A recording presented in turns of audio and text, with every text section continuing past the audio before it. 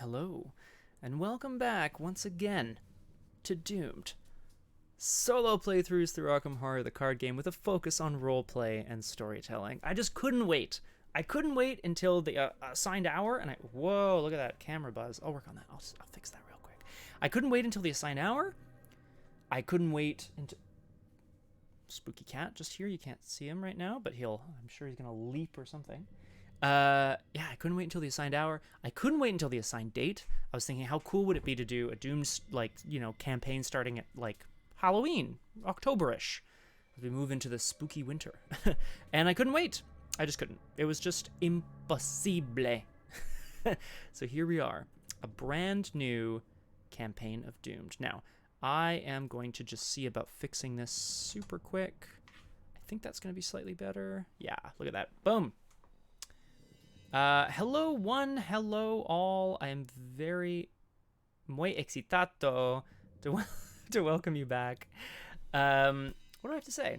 Well, today we're going to be starting, as I said before, a brand new campaign. For those of you who are watching the VOD on YouTube, check down below. I've got timestamps for the beginning of the prologue and the beginning of the action for scenario 1 as well. You can check there.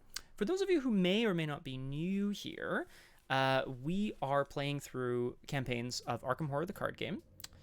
I see that there's a message. I don't see. There we go. Hey, Requiem.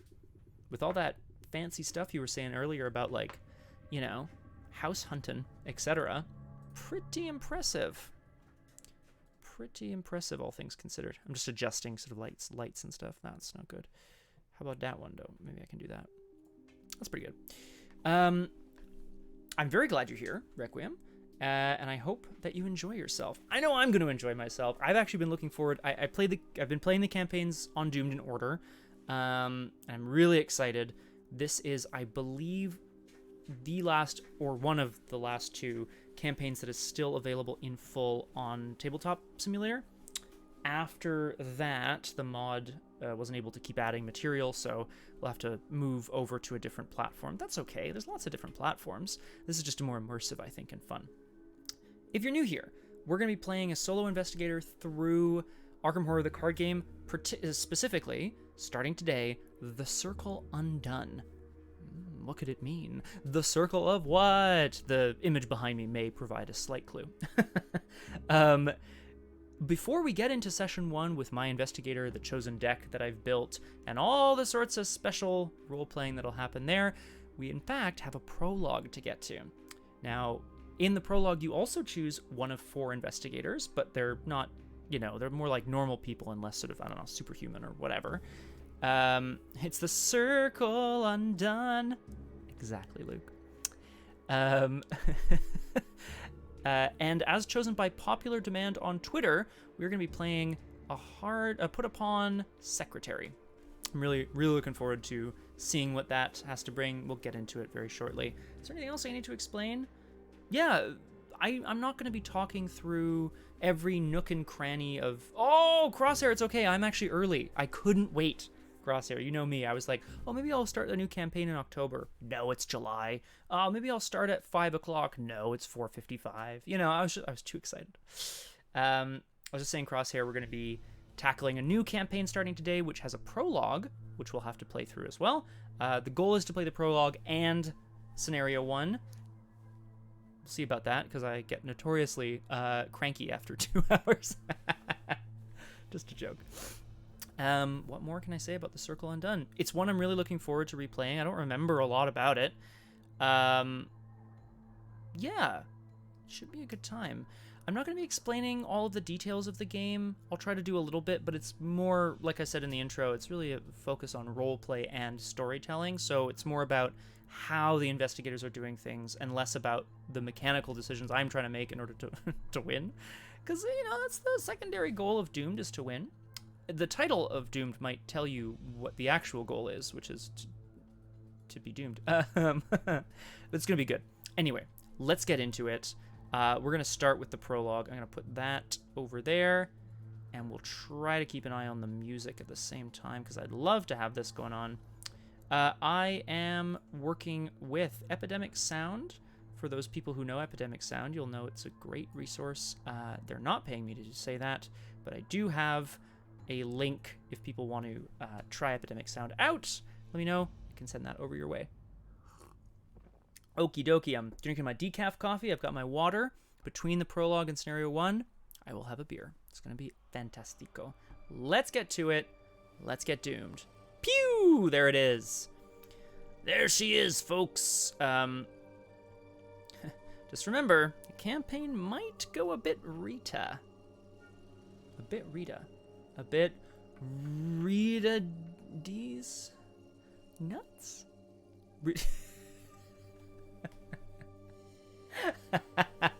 That was better, Crosshair.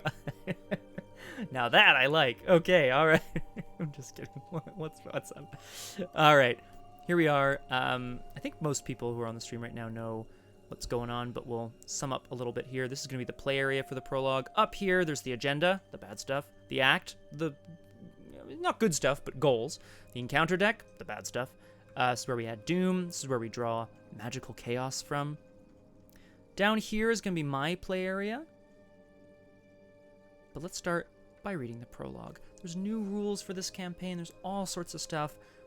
But let's get into it because I want to know what's going on and why the heck we're going to be playing a secretary for only one scenario. Wait! Do not choose investigators or assemble decks just yet. First, play through the prologue below. Prologue. Scenario 0. Disappearance at the Twilight Estate. Sunday, November 22nd, 1925. Arkham, Massachusetts.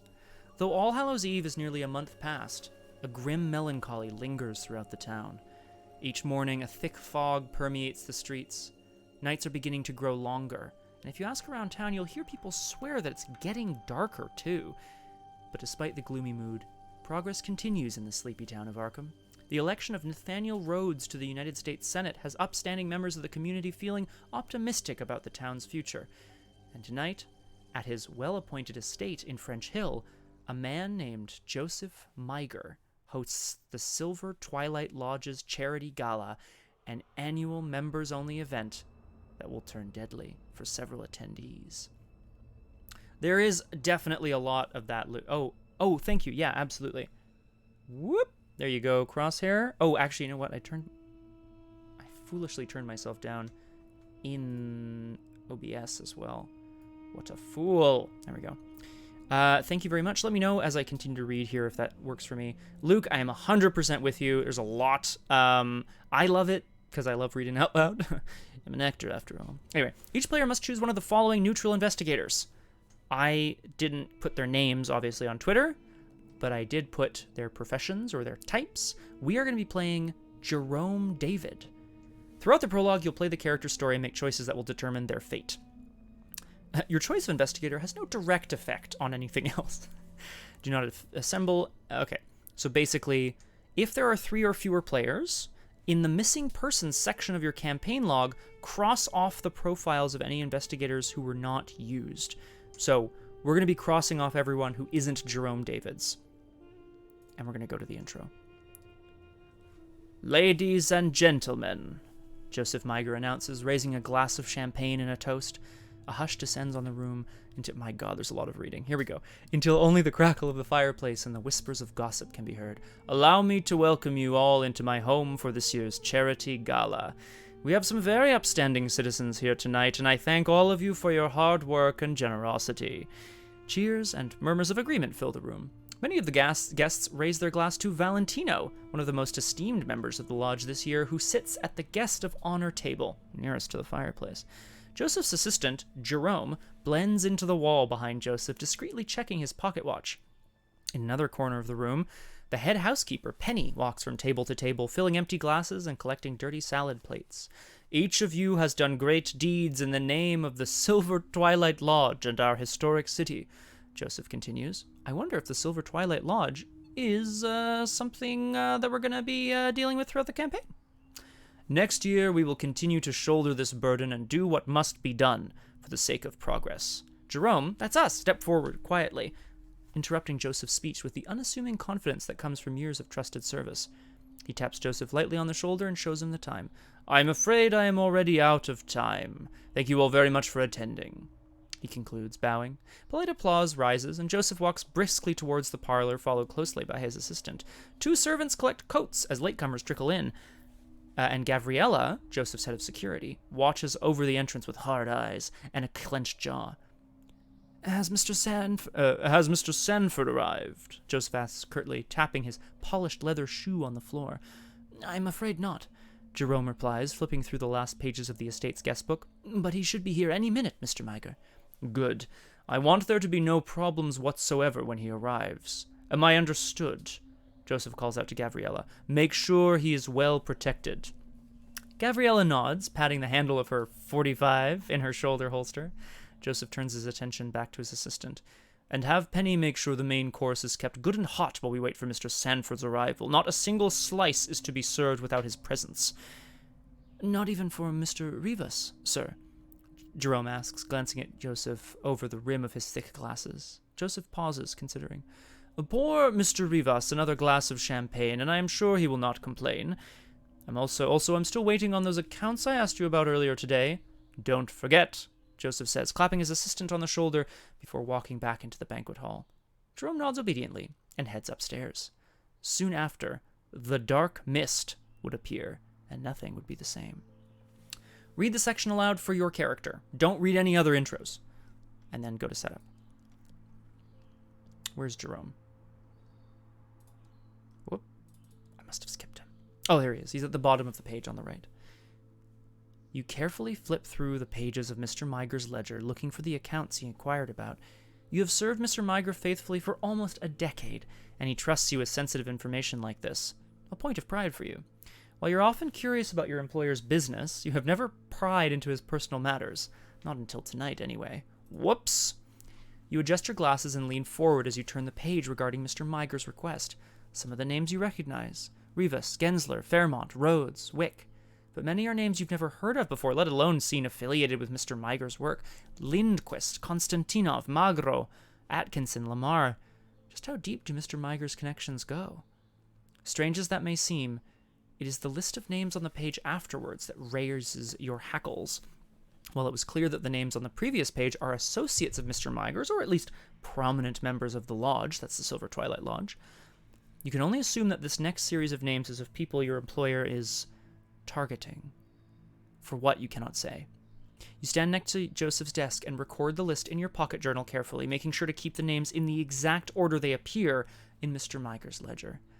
You hope that your suspicion is nothing more than the absurd imagination of an overworked secretary. Still, something about all of this has you concerned.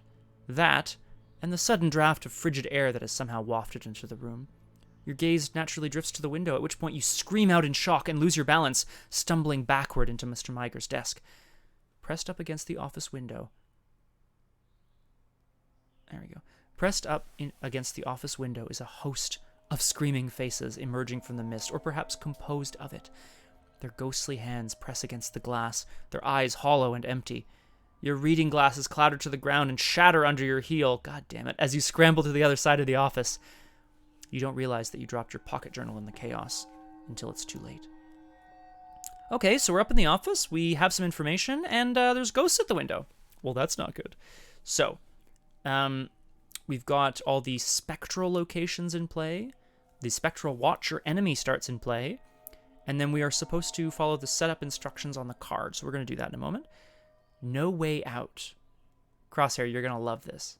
There is no positive resolution for this scenario. Investigators should strive to last as long as they can and gather as many clues as they can before their inevitable demise. Note that while cards can still be added to the victory display, experience and victory points will not be gathered for this scenario. Since these investigators don't have decks, ignore any instruction or effect that would cause you to draw cards or whatever. You don't have discard piles. Each player card that would be placed in the discard pile is removed from the game instead. Good luck. You'll need it. And that's it, eh? Yeah. Let's have a look at Mr. Jerome Davids and see what's going on here. You have nothing, you will get nothing, nothing matters. Good luck. Just horrible. I mean, this is... Okay, Jerome Jerome's little card. You get an Investigator, and you get an opening hand, which I'm going to draw right away. I'm pretty sure I just start with all of these cards. Now, you may notice a lot of these, well, you will notice, of course, these are all Seeker cards. Seeker being one of the classes in Arkham Horror, the card game, focused on, like, investigating and book smarts and stuff. Which tells you a bit about who Jerome Davids is. We will not be playing a Seeker for the rest of this campaign, so I think this is kind of a fun moment here. Jerome Davids. Okay, so there's a lot of mechanical stuff here. Let's flip them over and read the back first. At the bottom, Jerome is Joseph Miger's personal assistant and secretary. Let's actually zoom in a bit, shall we? There we go. Is that better? He is a close friend of Joseph's and is also an upstanding member of the Silver Twilight Lodge. He helps keep the Migers' estate's vast finances in order and manages Joseph's time, which has become increasingly precious of late. Begin play in the office. Oh my god. Search the gathered cards for 1 copy of Nether Mist and 1 copy of Obscuring Fog. Spawn the Nether Mist in the office and attach Obscuring Fog to the office. You begin with 3 resources instead of 5. You start play with nothing. And then cards in the opening hand. So let's do that right away. I mean, this is...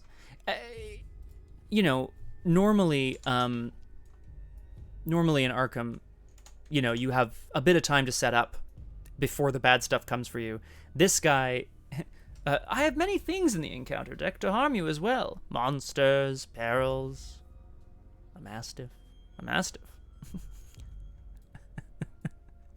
So let's see the office here. The lone door atop the 2nd floor has rotted and decayed, as though hundreds of years have...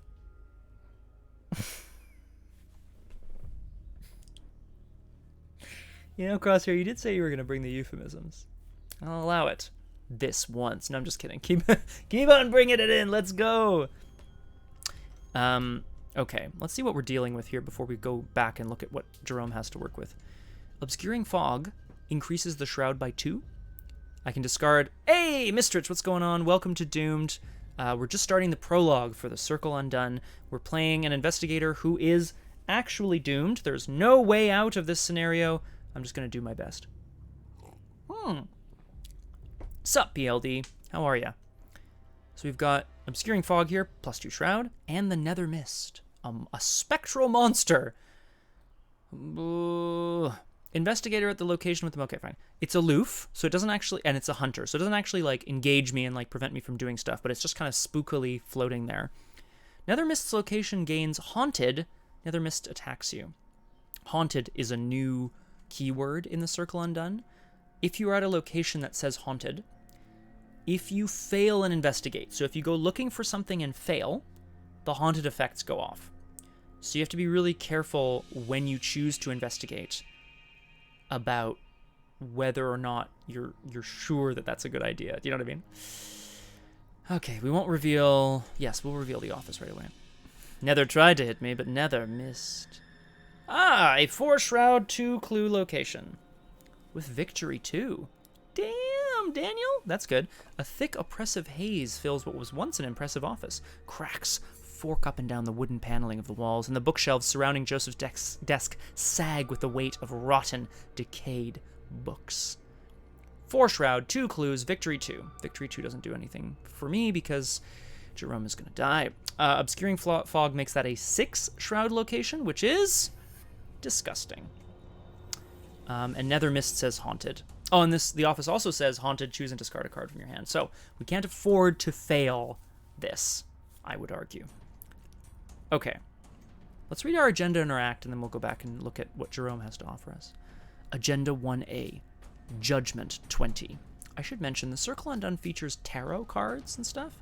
The new Return to the Circle Undone, which is releasing now, or very... Yeah, it's releasing, like, right now, basically. Oh, hi, Ripley. Are you here to help me out? Hi, Max. Guys, please don't... Oh, boy. Anyway, they released a Dio! That's awesome, PLD. We love Dio around these parts. Big fan. Go tell Dio I said hi. I mean, don't go now. Anyway, today we're playing Arkham Horror, the card game. Normally I stream in character. Tonight I'm streaming a card game in character as the Investigator. That make sense? Anyway, welcome to the stream. Welcome to the kitchen. Welcome to the office. The Circle Undone features tarot sort of themes, and along in the Return to the Circle Undone, which just released, they're dropping a tarot deck to go with the game, which is awesome. You like draw a card at random from the tarot deck, and it's either like a curse or a blessing. It's great. It's awesome stuff. Anyway, Judgment 20. There is no escaping fate. Hear the call and be reborn. Forced. Oh boy. After doom is placed on any card, take a damage or a horror. 2 damage or 2 horror instead if there are 5 or more doom in play. Yeah, okie dokie. Forced, when I'm defeated, I have to advance the agenda. Don't remove any doom. Okay, that's fine. Act 1A, The Disappearance. Something terrible has invaded the home of Joseph Miger. In the moments that follow, you scramble to survive. When an investigator is eliminated, place each of that investigator's clues on this act. So I'm aiming to get clues, probably. Objective, discover as many clues as you can before your inevitable demise. Thought you'd like that, Crosshair. So I'm aiming to get as many clues as possible here. There's 2 on my location, so that seems like a good place to start. But this friggin' nether mist is gonna kill me. Oh, also the Spectral Watcher is in play. This is Spectral Watcher. You are its play. Zachary Leantle. What's going on? Yes, I am actually today. On Saturdays, we're just starting a new campaign of Doomed, where I play Arkham Horror, the card game, role-playing as the character that I'm playing. I hope you enjoy. I'm not really going to be talking too much about rules and stuff, but if you have questions like, hey, what the F is going on, man? Just let me know. The Spectral Watcher is a big, spooky, ancient one, spectral elite. It's like a ghost, right? And when you defeat it, instead of defeating it, it heals, disengages, and vanishes into the mist, but only for a while. Oh yeah, Crosshair, I'm 100% with you there. Okay, Jerome. So I've done all the setup. Jerome Davids, Joseph's secretary, has 2 willpower, 4 intellect, pretty strong, 1 combat, terrible. Well, I mean, that's probably where I learned it then, honestly. And 3 agility, decent. When an investigator at your location draws a treachery, discard cards from your hand with a total of at least 2 intellect icons to cancel it. Okay. Okay. We like that. And then the Elder Sign is +1, discover a clue. 4 health and 8 sanity. Just disgusting. We're in so much trouble, guys. Okay. I mean...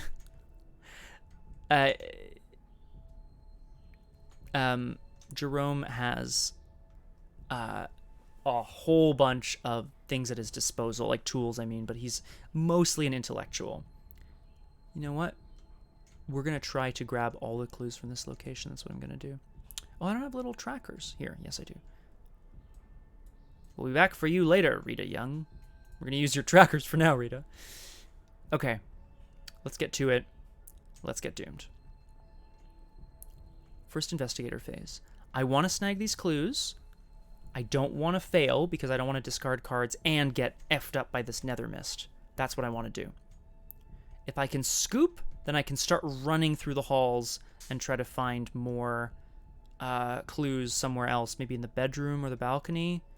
Maybe in the trophy room. We'll figure that out as we go. Fail in Arkham? Okay. I have curiosity and deduction, which feels pretty good. Oh, magnifying class. Oh, yeah. You get +1 book while investigating. Yeah, let's go. So, magnifying glass is fast. So, Jerome's obviously lost his glasses, right? The fear of seeing all those ghostly screaming faces at the window caused him to drop his glasses and crunch underfoot. But, thankfully, he's got some sort of seeing glass, at least. So he's using that to scramble for the door.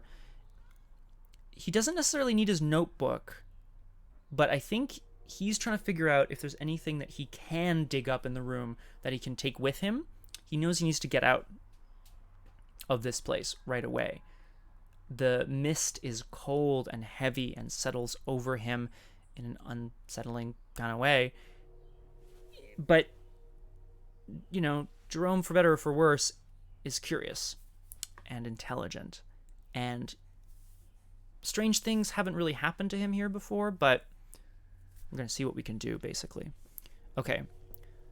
With the magnifying glass, I have +1 intellect. I'm going to investigate, and I'm going to commit a whole bunch of cards to this test. Curiosity, I have 7 or more cards in my hand, yeah. So it's going to gain 2 books. So I have... it's fast, Crosshair, so it's not. Thank goodness. Yes. So it's just the investigation will be my first action, which is good. Using the magnifying glass, Jerome is scrambling around on the floor trying to grab his, if not his notebook, then at least maybe some of the ledger papers that dropped on the floor in his mad dash away from the window. I still have 7 cards in hand, so this gives me 3 book, which takes me up to 8. Deduction takes me up to 9. Yeah. That makes the most sense to me. Okay. 9 to 6. Are we ready? Yeah, new piece of music just came on. First test of the... Thankfully not of Rita's, but at least the first test of this game. Coming right at you. Let's see if his curiosity and his deduction can unearth anything. I am 9 to 6 for this investigation. Yes! -2 takes me down to 7 to 6, but that's still enough. I get 2 clues at this location. And I successfully investigated, so the obscuring fog goes away. Ah, yes, I have to remember, I don't have a discard pile, so these are just gone, straight up. I could return magnifying glass to my hand, which I think I will. Okay. Oh, no, Crosshair, that's the thing. So these Prologue investigators, it's just for this scenario before he, like, dies or whatever. I don't have a deck. I don't have anything. This is all I have. And I have a feeling it's going to be a pretty quick ride, if you know what I'm saying. What are you saying, Scott? The mist that's settling around the floor has sort of seeped into the cracks of the desk and seems to be, like, almost aging things, you know? Jerome takes... Yeah, exactly, Crosshair. I mean, you would never get through a scenario. Well, no, not never. That's not true. That would be pretty fun, though. Just see what you can kind of come up with. But Jerome manages to at least snag some of the papers that fell down on the floor before he takes off down the stairs. So I'm going to step out into the Victorian halls. The warm rays that once illuminated these halls have faded into beams of cold gray moonlight that shine through floating motes of dust and wisps of dark mist. Second action, move down into the Victorian halls. A haunting stillness lingers through the frigid dead halls. The many paintings that adorn the walls have faded and become unrecognizable, and the metal statuettes flanking the corridors have completely rusted over. Again, Jerome may not be a tough dude, but he's a smart dude. And he's worked for Joseph long enough to pick up, well, not much about the occult necessarily, but he understands that whatever this presence is that's come into and assaulted the home, it seems to be aging things. Not advancing time per se, but perhaps pulling mundane objects into a world of death and decay. Because the Spectral Watcher is right here, the entry hall is blocked by a wall of spectral mist. You cannot enter the entry hall. A wall of dark mist blocks your escape, decaying everything it touches. Ghostly hands grasp at you from the mist, desperately trying to pull you in. You suspect that if you tried to cross through the mist, you wouldn't emerge alive. Now, Jerome has a couple options here. He can try to rush through Joseph Miger's bedroom out to the balcony, but the drop off the balcony is very long. So instead, he's going to stick on the ground floor through the trophy room to the billiards room, where he hopes to be able to break out of a window, or find a pool cue anyway to break out a window. So last action, I'm going to move into the trophy room, which I should read. Flanking this door are 2 rotting deer heads mounted on the wall. They stare at you with hollow, dead eyes. The trophy room is a 2-shroud 1 clue location. Haunted, lose 2 resources. If you can't, take a horror for each resource that you can't lose. So again, this is if I fail to investigate. I know. Oh, gosh, she was so good, eh? She was great. Rotting animal heads adorn this room's wood-paneled walls. Once a display of power and sovereignty, now macabre displays of death and decay. You cannot help but feel their empty eyes drill through you as you explore the room. All right, we're looking for any sort of clue as to where everyone's gone. There don't seem to be any people there anymore. There doesn't seem to be anything. Terrifying. As we move into the enemy phase, Jerome can hear the mist pouring down the hall behind him. And he also, it's not that he can hear something coming down the hall towards him. It's more of a presence that he can feel, an advancing wave of cold. I'm terrified. And let's move into the upkeep phase, where we would normally draw a card, but we don't have one. So we will instead take a resource. Mythos. In the Mythos phase, we place a doom on the agenda. There's a forced effect on this agenda, where each investigator must take either 1 damage or 1 horror. I'm going to take a horror to start, because I have more sanity. Then, naturally, we have to draw an encounter card. I mean, it's already a disaster, but first encounter card of the game, Trapped Spirits. Here in the trophy room, behind all of the deer heads, the tinny sounds of faraway, shrieking voices are heard. Revelation, test agility 3. For each point you fail by, take a damage. As an additional cost for an investigator to commit cards to the test, you must resolve each haunted ability. Okay, well, I have 3 agility. I don't want to take damage. I'm allowed to discard a total of 2 intellect icons from my hand to cancel this. But I think I might just... I think I might instead just... I might just commit and lose my 2 resources.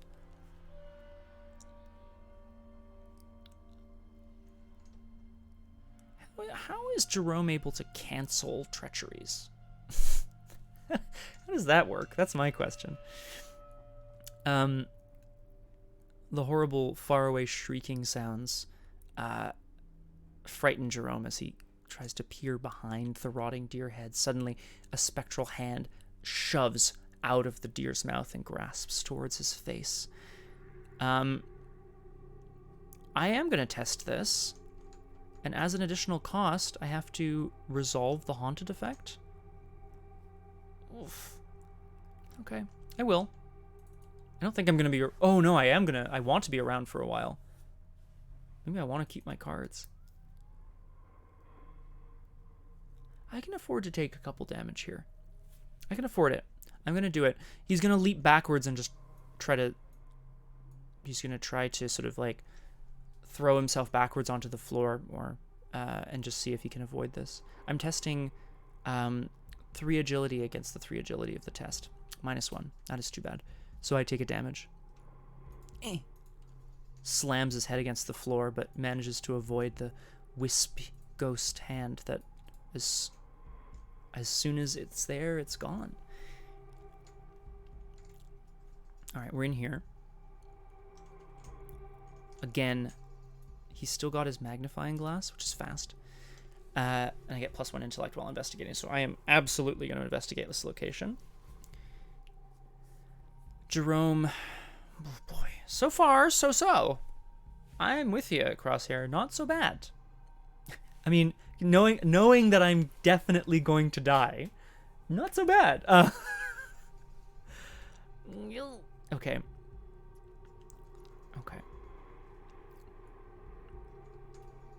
He's looking around the trophy room for any sign of where any of the guests may have gone, where Joseph Miger, his boss, is.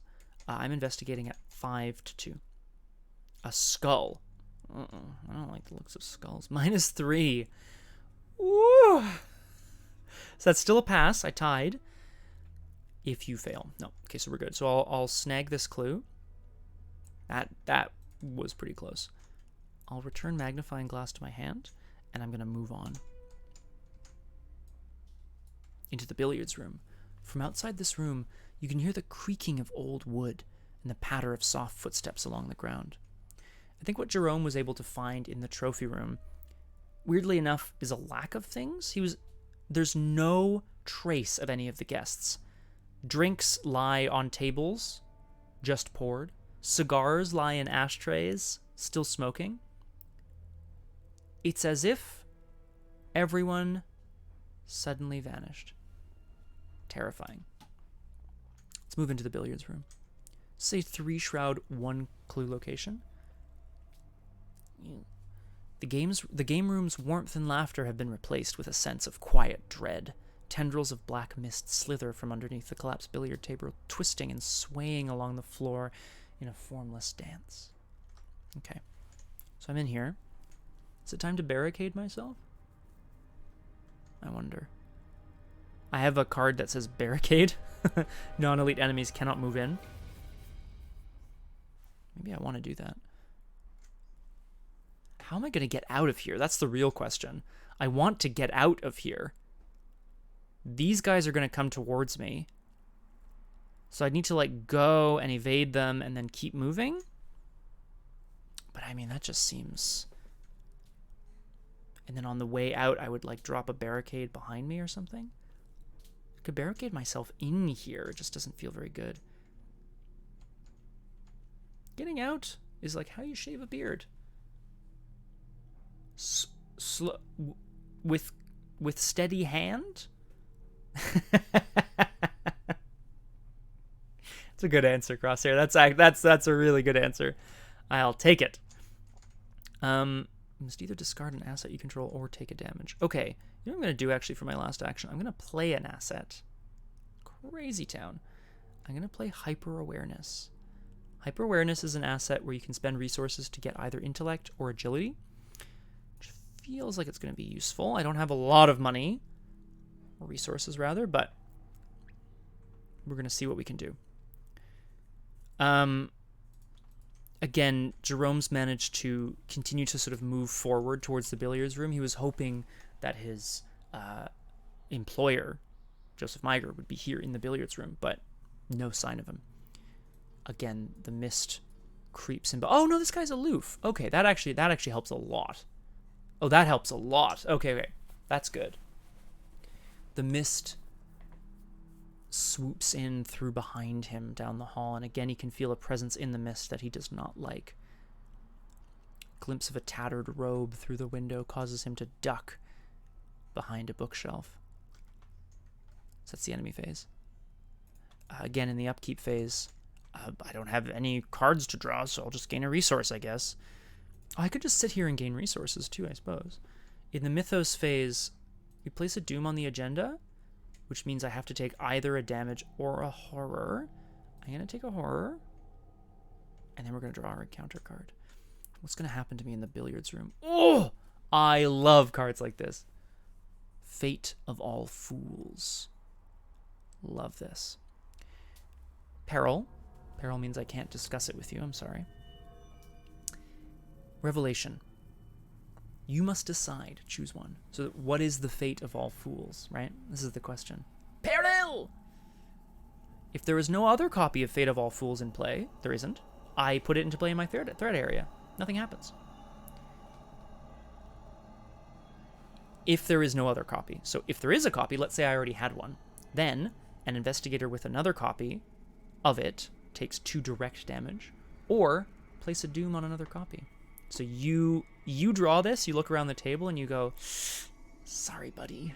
And then the fate of all fools is to suffer at the hands of their compatriots. But that's a bit of a gimme. Fate of all fools just comes into play and just sits here. Jerome came into the billiards room looking for a way out, right? There is no pool cue in the room except several rotted husks of wood. He feels like if he just picked up the cue, it would fall apart to dust in his hand. There's no way they'll be able to be useful as a weapon or to break the window. And besides, when Jerome goes to the window here in the billiards room,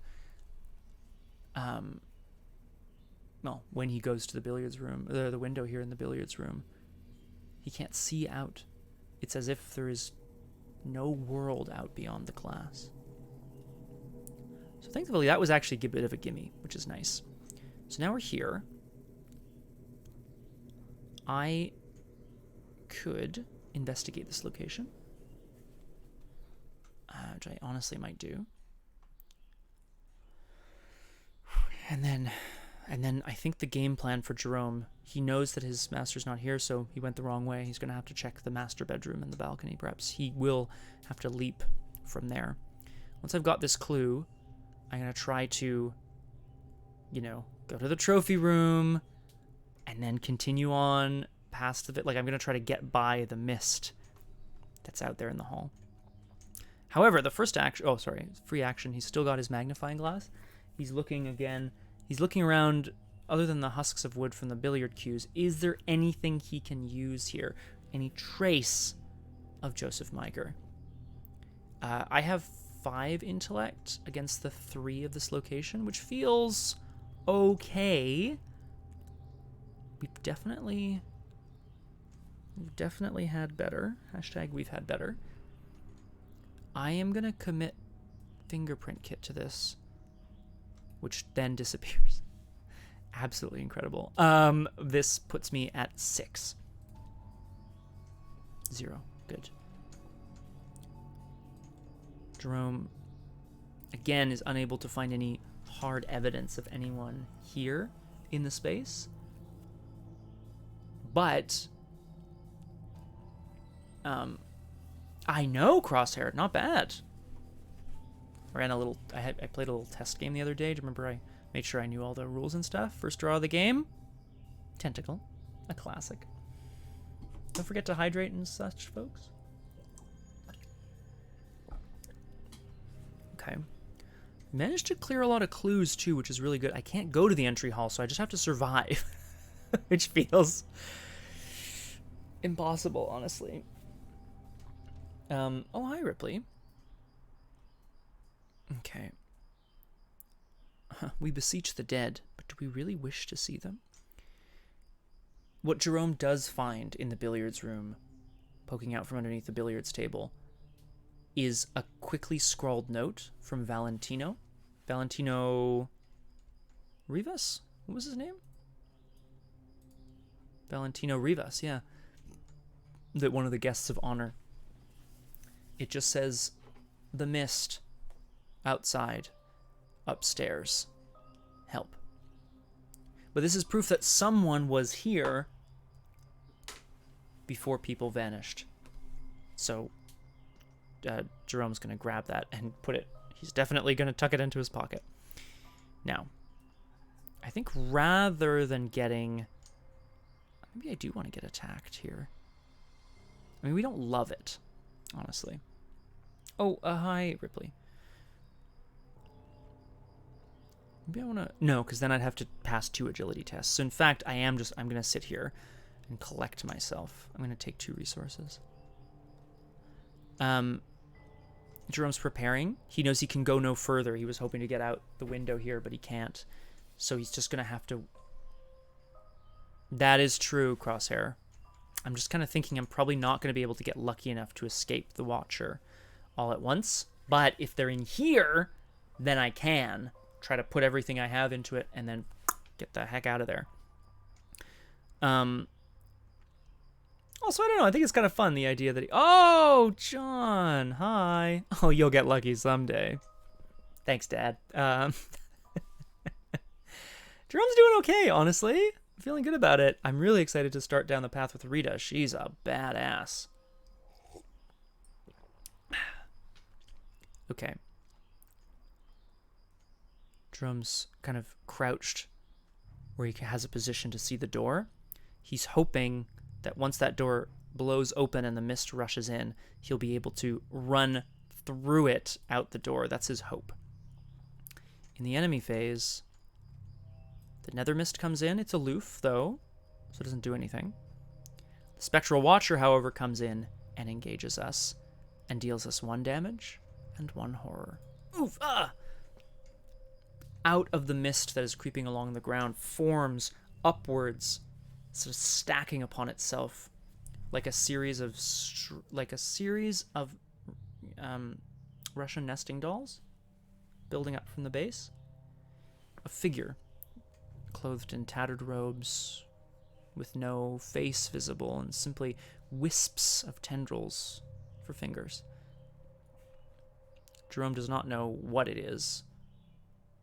It looks vaguely human, but the power coming off of it, it seems to be at once created from the mist and the source of the mist. It's hard to explain.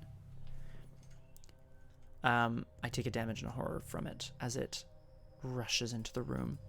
Upkeep, I take another resource, which feels real good, and then we go to the Mythos Phase. In the Mythos Phase, a Doom goes on the agenda, which means I have to take a damage and a horror. Sorry, a damage or a horror. I'm going to take a horror. I think I have to. Oh yeah, and then we have to draw an encounter card. A classic. Boom! Crypt Chill. Test Will 4. If you fail, choose and discard an asset you control. If you can't, take 2 damage. Well, I have assets to discard. So is this a good target for something like Curiosity? Let's just put in 2 willpower icons. It's barely anything at that point. The waves of cold rolling off the figure that is simply hovering in the room, staring past, through Jerome. It causes him to shiver uncontrollably, and I wonder if the magnifying glass is just going to fall out of his hand. Yeah, what am I going to do here? I'm definitely not going to pass unless I put something in. But does that matter? I don't think it really matters, honestly. Yeah, I'm just going to take this test. Here it comes. Yeah, big fail. Definitely would have failed that. So the chill causes him to uncontrollably shake, and the magnifying glass drops from his hand and shatters. He is, once again, alone, unable to see, and it is terrifying. We're here in the billiards room. The absolute first thing we are going to do is we're going to evade the Spectral Watcher. I have 3 agility, and I can spend resources from hyper awareness. So that's what we're going to do. We're going to spend 3 resources to go up to 6. Jerome, weirdly enough, like, hyper awareness would kind of maybe suggest that Jerome has this like almost mystical ability to like know what's going on. I don't think so. I think in this moment he's just getting incredibly lucky. We're going to evade at a 6 here. +1. Huge evade. Jerome launches one of the old crumbling billiard cues further into the room, where it disappears into the black tendrils coming out from under the billiards table. The Watcher glides in that direction as he rushes out the door. So I've evaded the Spectral Watcher. Jerome's then going to move into the trophy room. And let's continue. I'm going to rush again. I'm going to run again. Yep. Into the Victorian halls. Okay. Good. Good. Right? We're doing okay, honestly. I'm hoping to get another clue before time runs out here. It's very tense. Honestly, this kind of game is very tense.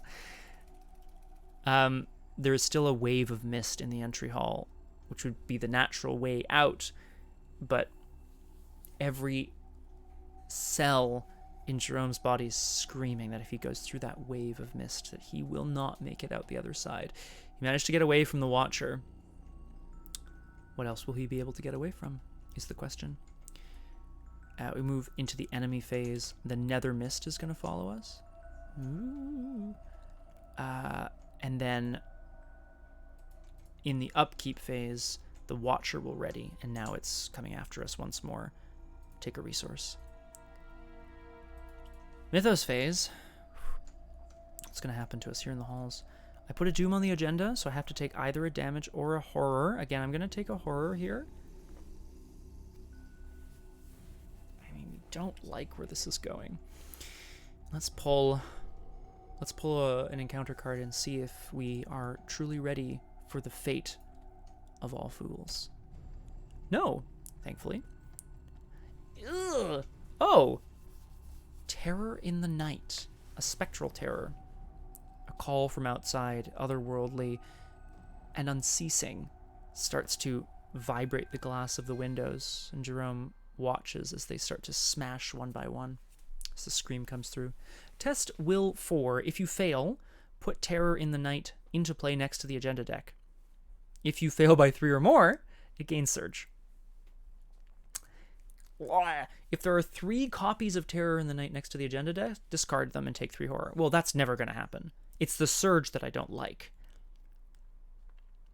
Now's a good time for curiosity, I think. So curious. I am going to attempt to withstand the Terror in the Night as best I can. Jerome is curious, and in order to not be ruled by his fears, he's going to make his way over to a newly blown out window and look out through the fog, see what he can see. Curiosity has a willpower icon. It says if you have 4 cards in your hand, 4 or more, it gains a willpower. So I am now 4 to 3. No, I'm sorry, 4 to 4. A skull is -3. Yeah. Okay. So, big fail. Terror in the Night goes next to the encounter deck, and it gains Surge. Sorry, it goes next to the agenda, and it gains Surge. So, he cannot make out heads nor tails through the mist. But suddenly the scream is much louder and much closer, and he staggers back from the window. And through it comes more obscuring fog! Hey! It attaches to the location, and you get +2 shrouds. So again, a thick, dense pea soup fog rolls in and piles around his ankles. Jerome can swear he can feel things grabbing at him from within the fog, and he just has to get the hell out of here. Move back to the investigation phase. I haven't done this treachery business. Maybe I'll do that next. Oh, did we run out of music? I think we did. Back to the beginning. Okay. I still have things I can discard or whatever. Quick burb, don't die. Thanks, Crosshair, I'll try not to. I'm really trying not to, actually. First action. No, I'm going to save that. What am I doing?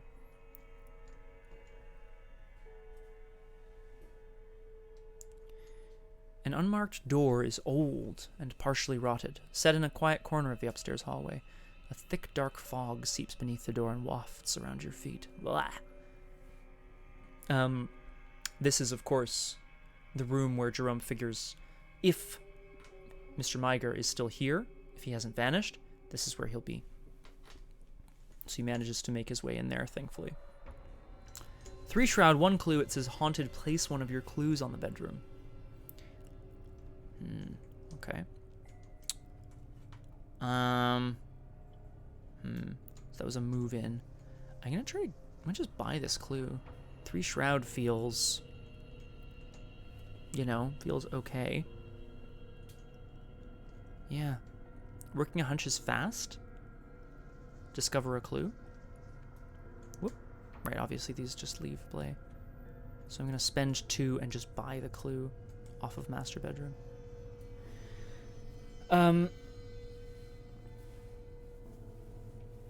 On a hunch, there's no one in there, but on a hunch, Joseph checks not the bedside table, but behind it, where he feels like his employer may stash things. Sure enough, a small list taped to the back of the nightstand.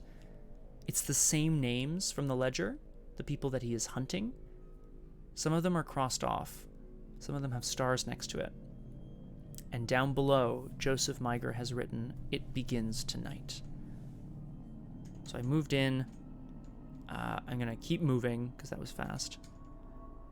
Jerome still can't find his employer, but he does know that at the very least he can get out to the balcony. A shattered glass door leads onto the balcony outside the estate's master bedroom.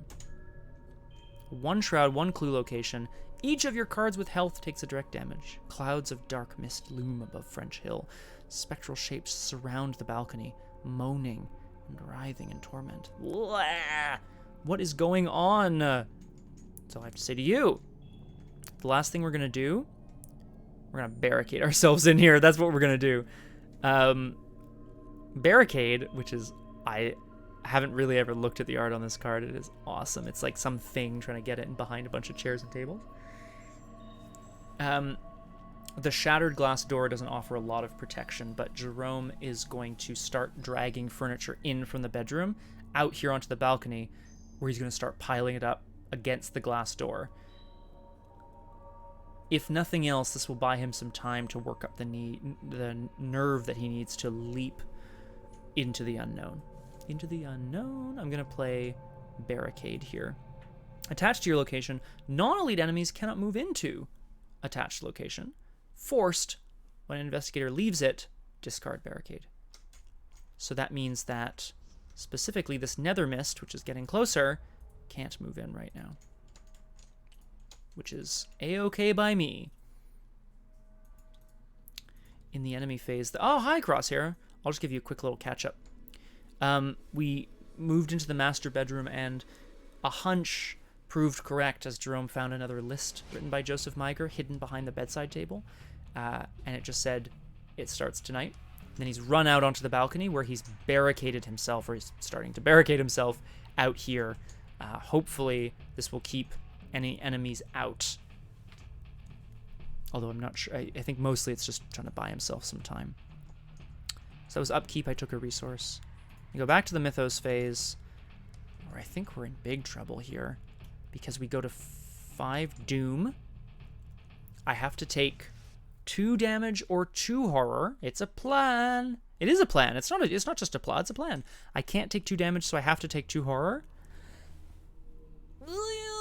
Okay. And we're going to draw our encounter card out here. I have a feeling this might be something I'm going to toss intellect icons at to cancel it, but we're going to see. What is Jerome going to face here? Terror in the mother flipping night. Why, am I going to fail by 3 or more? Yes. Oh, but then I won't. Should I cancel this, or should I cancel the other one?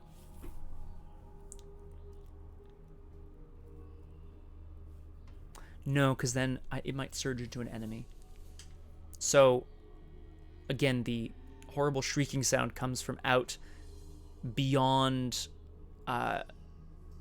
French Hill, the neighborhood in which the manor is located. There are spirits, tormented, flying around. And again, that horrible screeching noise. But Jerome is going to very simply sit, center himself, and think, they can't hurt me. If they were going to, they already would have. So I'm going to discard cards from my hand with at least 2 book icons to cancel the revelation effect. Boom. Cancelled. And we move back into the investigation phase. This is obviously my last turn, because now I'm going to die. And not from the Watcher, which feels good. I'm out here on the balcony with 1 clue. I'm going to try to get the clue. I have 3 resources and 4 book. I'm going to spend a resource to go to 5 book with hyper awareness. The barricade is now somewhat securely in place as Jerome is frantically searching for a ladder, a rope, a bed sheet. All the bed sheets on Joseph Meiger's bed had rotted away as if they'd been there for 100 years. Anything. +1. That's +1 is really nice, honestly. I'll take the clue. And then I'm gonna take 2 resources because I don't want to leave my barricaded spot, yo. No bed sheets, no rope, no ladder, no way down, no way out. But again, the finest footprint. And he recognizes the shoe as the distinctive shoe of his employer, Joseph Meiger. He was here. He wrote perhaps the note before the party, But the footprint, the traces of soil and dirt and dust on it, that's new. He was here, and not that long ago either. Enemy phase, the nether mist comes ever closer. Can't get in because of the barricade. Spectral Watchers also coming in. Upkeep. We take a resource. Go to the Mythos phase, where I place a doom on the agenda, which means I have to take 2 damage or 2 horror.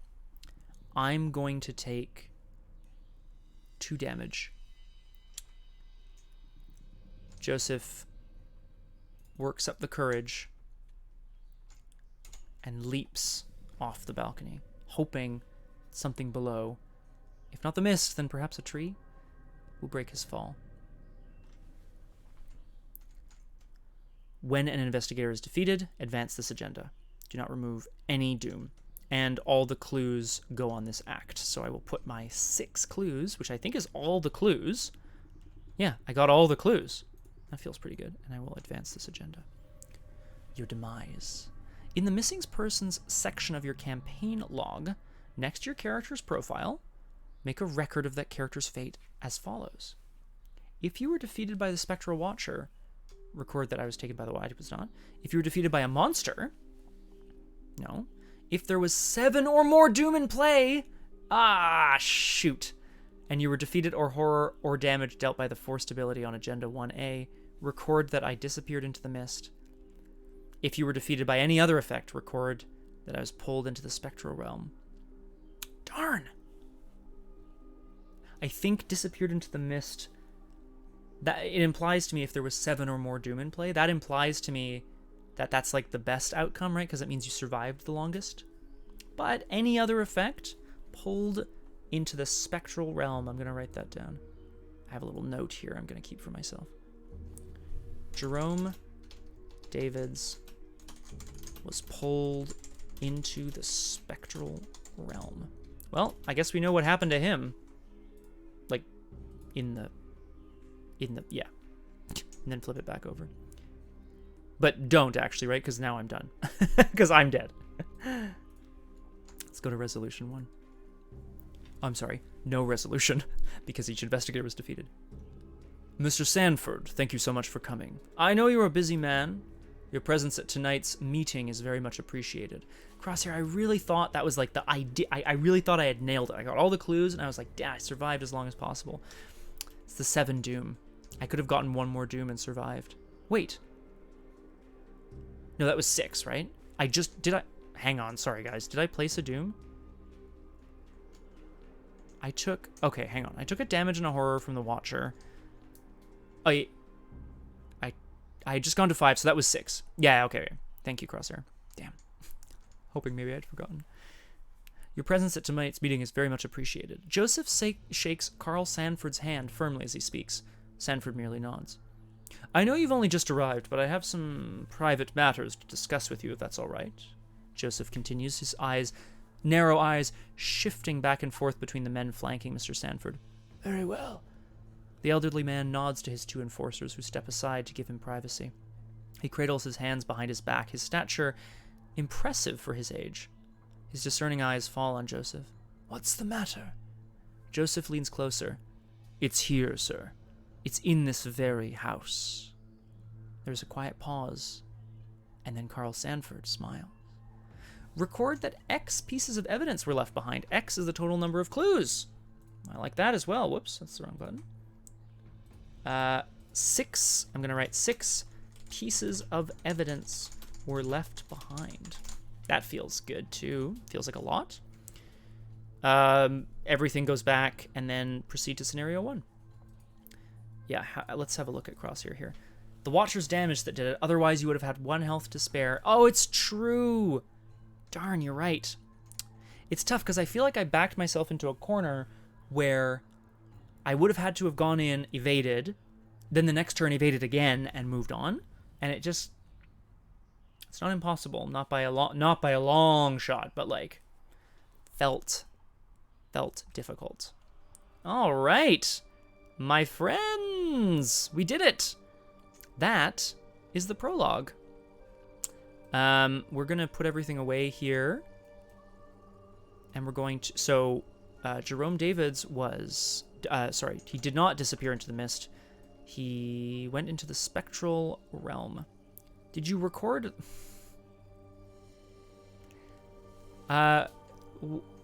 Crosshair, what's that?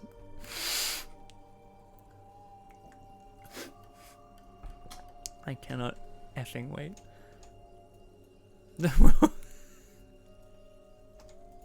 Absolutely not. We've had a lot of fun tonight. But the Roma of these nuts is no laughing matter. So we're going to take a quick break while I set up for Scenario 1, because it's only been an hour. Perfect. Not perfect, but we did pretty well, I would say. I'm just going to keep doing this while I talk here. Let us recall and then see kind of where we're at in terms of stuff. Whee! Okay. Not bad. Honestly, I think we did pretty well, all things considered. And it seems really tough to get whatever that resolution is. I honestly don't know if that's... Well, it's possible, but, like, is it worth anything? That's kind of the other problem, right? I'd say so too, Crosshair. I mean, we're not dead, so, you know. I'd say that's a big win. The Chaos Bag stays. I've got my new encounter cards. I've got some Witch-Haunted Woods. And I've got my new Investigator, baby! The one I'm going to be playing through this campaign. But I do want to get myself a beer. Should we read the intro? No, we're going to read the intro in a moment. Folks, I'm going to leave us for just about 2 seconds while I, like, take a quick break. Be sure to refill your water, do what you need to do. I'm going to get a new drink so that we can start Scenario 1 of The Circle Undone momentarily. The Witching Hour. Who is Rita Young? What is she doing here? How is it related to Break Yourself 2? Yeah, take a break. How is Rita Young related to the events at the Twilight Manor? No. Silver Twilight Lodge. And Jerome Davids. Find out momentarily. Be right back. Hello, and welcome back once again to Doomed. Solo playthroughs through Arkham Horror, the card game with a focus on roleplay and storytelling. We are mid-sesh here. Thank you very much for the follow, Devrian. Doesn't matter. Doesn't matter. Only matters that you're here. And thank you for that. I'm very excited to report that we had a pretty good prologue for The Circle Undone, which we will be continuing right away with Scenario 1, The Witching Hour. I wonder what might happen in The Witching Hour. And spoiler, witches. It's going to be good. Okay. In the prologue, we played Jerome Davids, the secretary. Excellent timing, Crosshair. I was just starting back in. In the prologue, we played as Jerome Davids, Joseph Meiger's assistant. Joseph Meiger is the head of the Silver Twilight Lodge, where things are happening. Ooh, he was talking about, like, oh, it's here. You know, he knows about the mist and stuff. I suppose it is actually, Crosshair. Spooky. I hope it's not too spooky with all the music and such. I'm sure it's fine. You're a brave bun, huh? Let's dive back in. Let's meet our friend, our investigator for this scenario, and see what we got going on before we take a look at Scenario 1, The Witching Hour. This is Rita Young, the athlete. You got a bone to pick? Fine by me. I don't need your permission to leave you in the dust. Let's read her story first, eh? Clocks do not lie. In the past, people have said hurtful things to Rita. They've threatened her, deemed her inferior. But ever since she started running competitively, Rita's only cared about the clock. The clock says Rita's faster than the rest. It says she's stronger and trained harder. Now, she may have to fight for her life. Someone is after her. That much she's sure of. She has no idea who it is or why they want her, but there have been several strange men hanging around her dorm. They plan to make an example of her, but they'll have to catch her. And the clock says they can't. It's less spooky being in there myself. Being in where yourself? Being in these nuts? It doesn't make sense. It doesn't make sense. In the game. Oh, in the game. Okay, I see. So Rita Young, the athlete, I love the art. She's like mid-run, and she's like, whoa, what's going on? She's a survivor. Survivor is, again, one of the classes. But rather than having a specific strength, survivors have cards that allow them to mitigate failure or perhaps even succeed when others might fail through luck. Survivors are definitely considered a strong class for that reason, because failure is, well, it happens a lot in Arkham. Rita can take survivor cards and trick cards. Let's have a look at her stats and so on before we dive in here. 3 willpower, 2 intellect, 3 combat, 5 agility. So not bad, pretty average. Intellect not so good at the old clue hunt, but 5 agility means she's going to be running away from things quite often. Her reaction says, after you evade an enemy, deal a damage to them, or move to a connecting location once per round. Her Elder Sign allows you to ignore the limit on that ability. Every time you evade, it's a point of damage or a free move. That's a lot. That's a lot of action compression. One, in terms of the role play here, Rita's training. I think I should make note here, canonically speaking, because it may not be apparent, and I think it's important. Maybe not for our story, but I think it's more important for the story in general here. Rita Young is African American, or the character's meant to be, I mean. And when they talk about, like, people are out to get her, yeah, in 1920s Massachusetts, like, yeah, I mean, even today, but, like, people are out to get her, quite literally. And I think there's a really cool story out there in terms of a young woman, like, racing the clock, bettering herself, and trying to, trying to survive in this case. I just think there's a really cool story there. What can I say? I'm going to be doing a lot of evading of enemies, but when I do, 3 point of damage if I want to soften them up a bit before we go in for the kill, or get the hell out of there.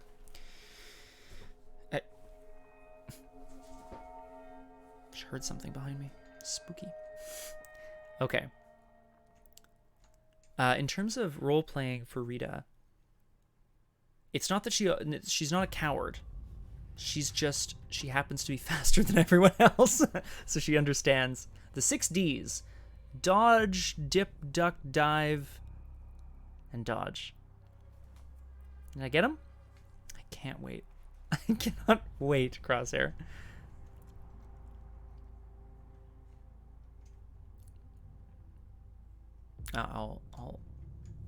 Did I write everything else down? I did.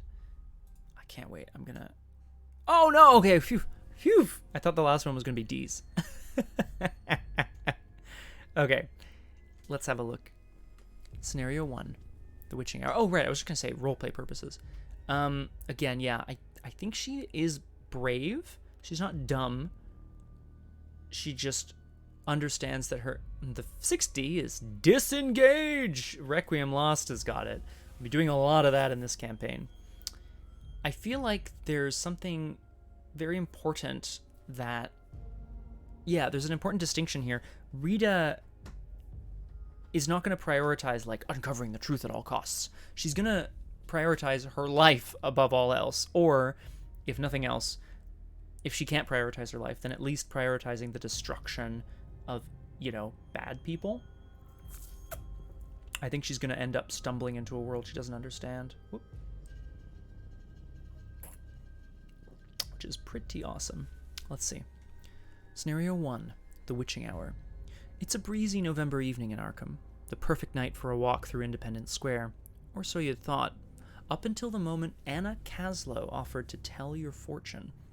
You agreed, though you would soon come to regret this decision. Oh boy. For each of the cards the Romani soothsayer draws from her deck, she weaves a tale of despair and misfortune. Would you say doom? Judgment, temperance, justice, the hermit, the hanged man, the hierophant, the lovers, the chariot, the wheel of fortune.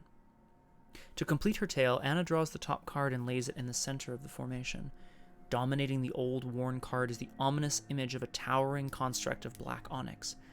A hellish storm rages over the tower, lightning coursing through the dark clouds. It reads, The Tower, 16. Even if the rest of the reading has gone swimmingly, the sight of the center card would have sent a shiver down your spine. As it stands now, it feels more like a closing of a casket over your body. Wheel of Doom Fortune! Hey, do you know them, Crosshair? I actually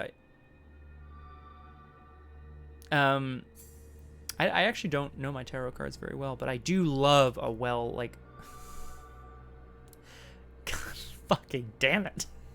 Is this the Hester of this game? That's okay, actually. I quite like it. The hell was that? Heard a weird beeping sound. It's unusual. Well, just watch that, I guess. Hey, there you go. You did tell me to give it to you straight, the soothsayer says.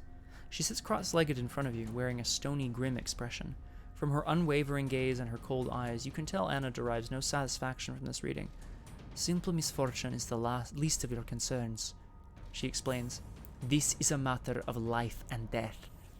She motions to the cards surrounding the tower, each of them laid in the reverse position, and stares at them intently. Arrayed against you is everything that you cannot see. You alone stand in their way, she says enigmatically. The lead investigator must decide, what can I do to avoid this fate? Or, this is bullshit. Alright. First decision of the campaign, and it's an easy one to me. Rita Young believes in things that she can hold on to, that she can see and feel and touch, right? Like, Rita Young's world is the stuff that makes up the physical realm, right? I'm sure she, has some superstitions that run in her family and that that she has in her, maybe she avoids stepping on cracks to avoid breaking her mother's back. I don't know. But the fact that a wild old woman laid out some cards and is predicting death and misfortune, no. It's bullshit, and it has to be. Otherwise, she's doomed. Skip to intro 3. The woman spirks. Yes, in a sense, I suppose it is, she responds.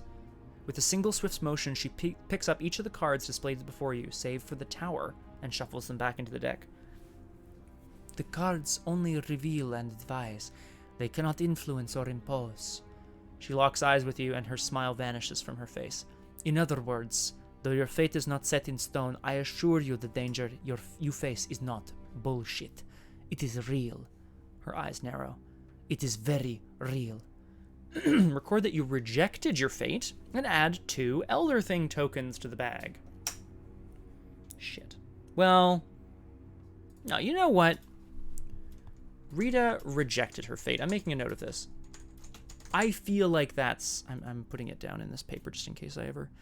Whatever. Proceed to intro 4. Okay, well, let's get those tokens. Whee! Copy. And paste. The Other Thing tokens tend to be pretty bad. So, that's obviously less good. But, we do what we must.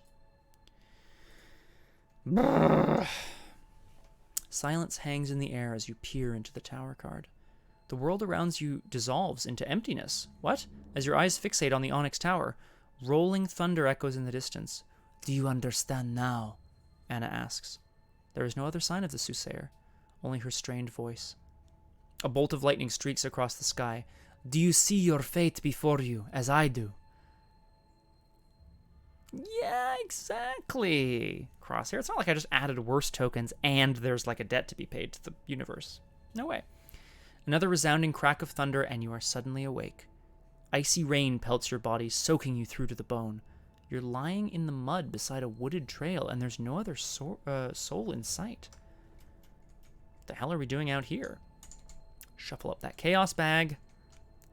What are we doing out here, I wonder? What would Rita have been doing out in the woods when she fell asleep? She was getting a tarot reading, right? And then she woke up. The intro said that you were, walking through Independence Square? So I wonder whether Rita wakes up being pelted by icy rain, covered in mud in the forest, and thinks, if only for a brief moment, yeah, exactly. Maybe it was just a crazy dream.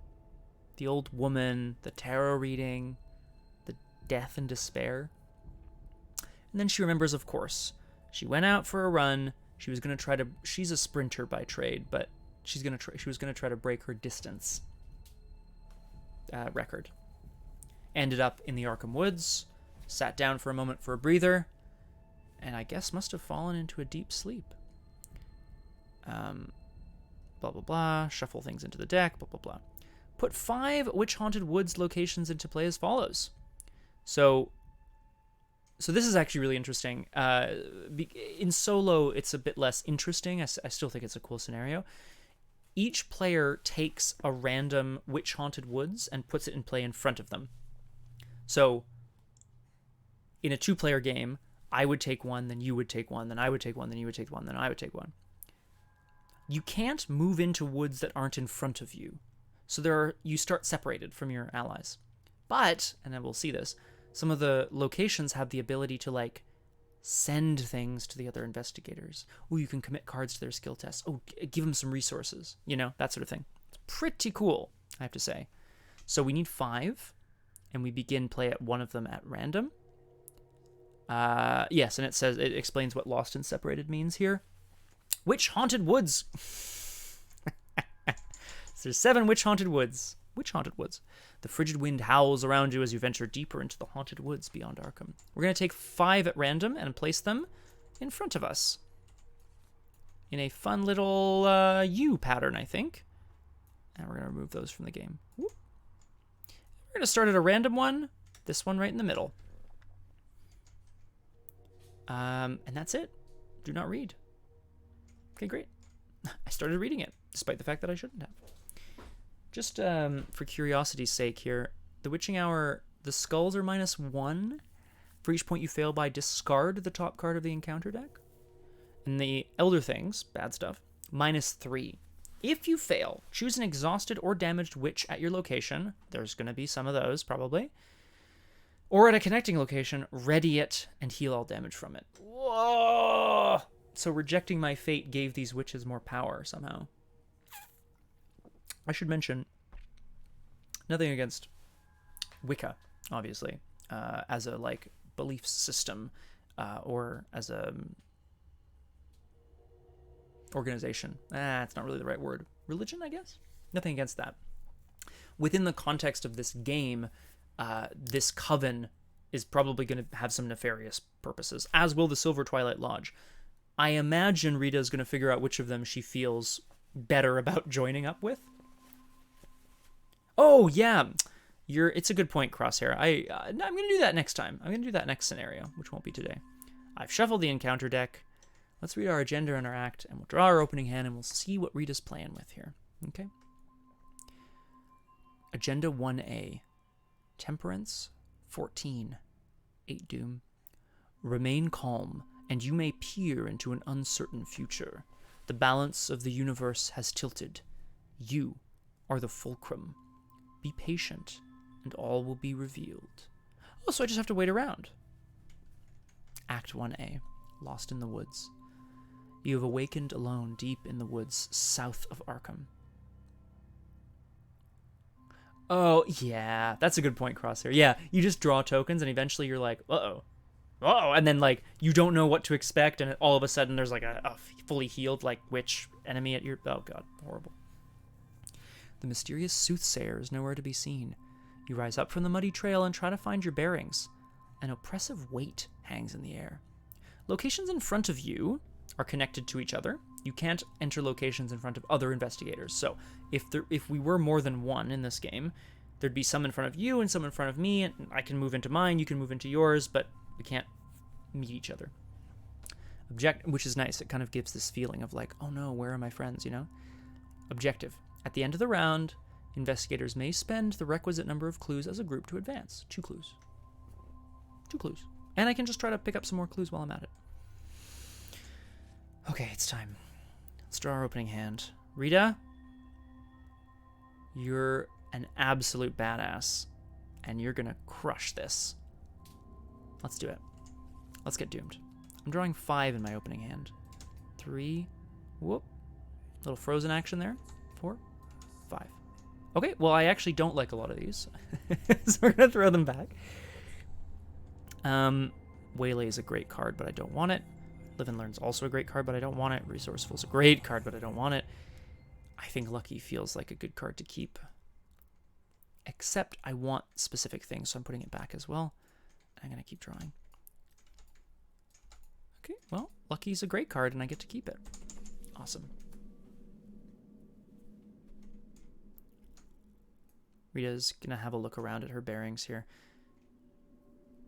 She could just take off down the path, but she's been in the Arkham Woods before, but she does not remember this part of the Arkham Woods. In front of her, just hidden behind a tree, but so large she wonders how she was able to miss it in the first place, is a barn. Perhaps this used to be a farm of some kind. Nothing has lived inside this barn for decades, well, at least as far as you know. Oof. When an enemy would spawn it at this location instead, and then it makes an immediate attack. So we want to get the hell out of here, that's for sure.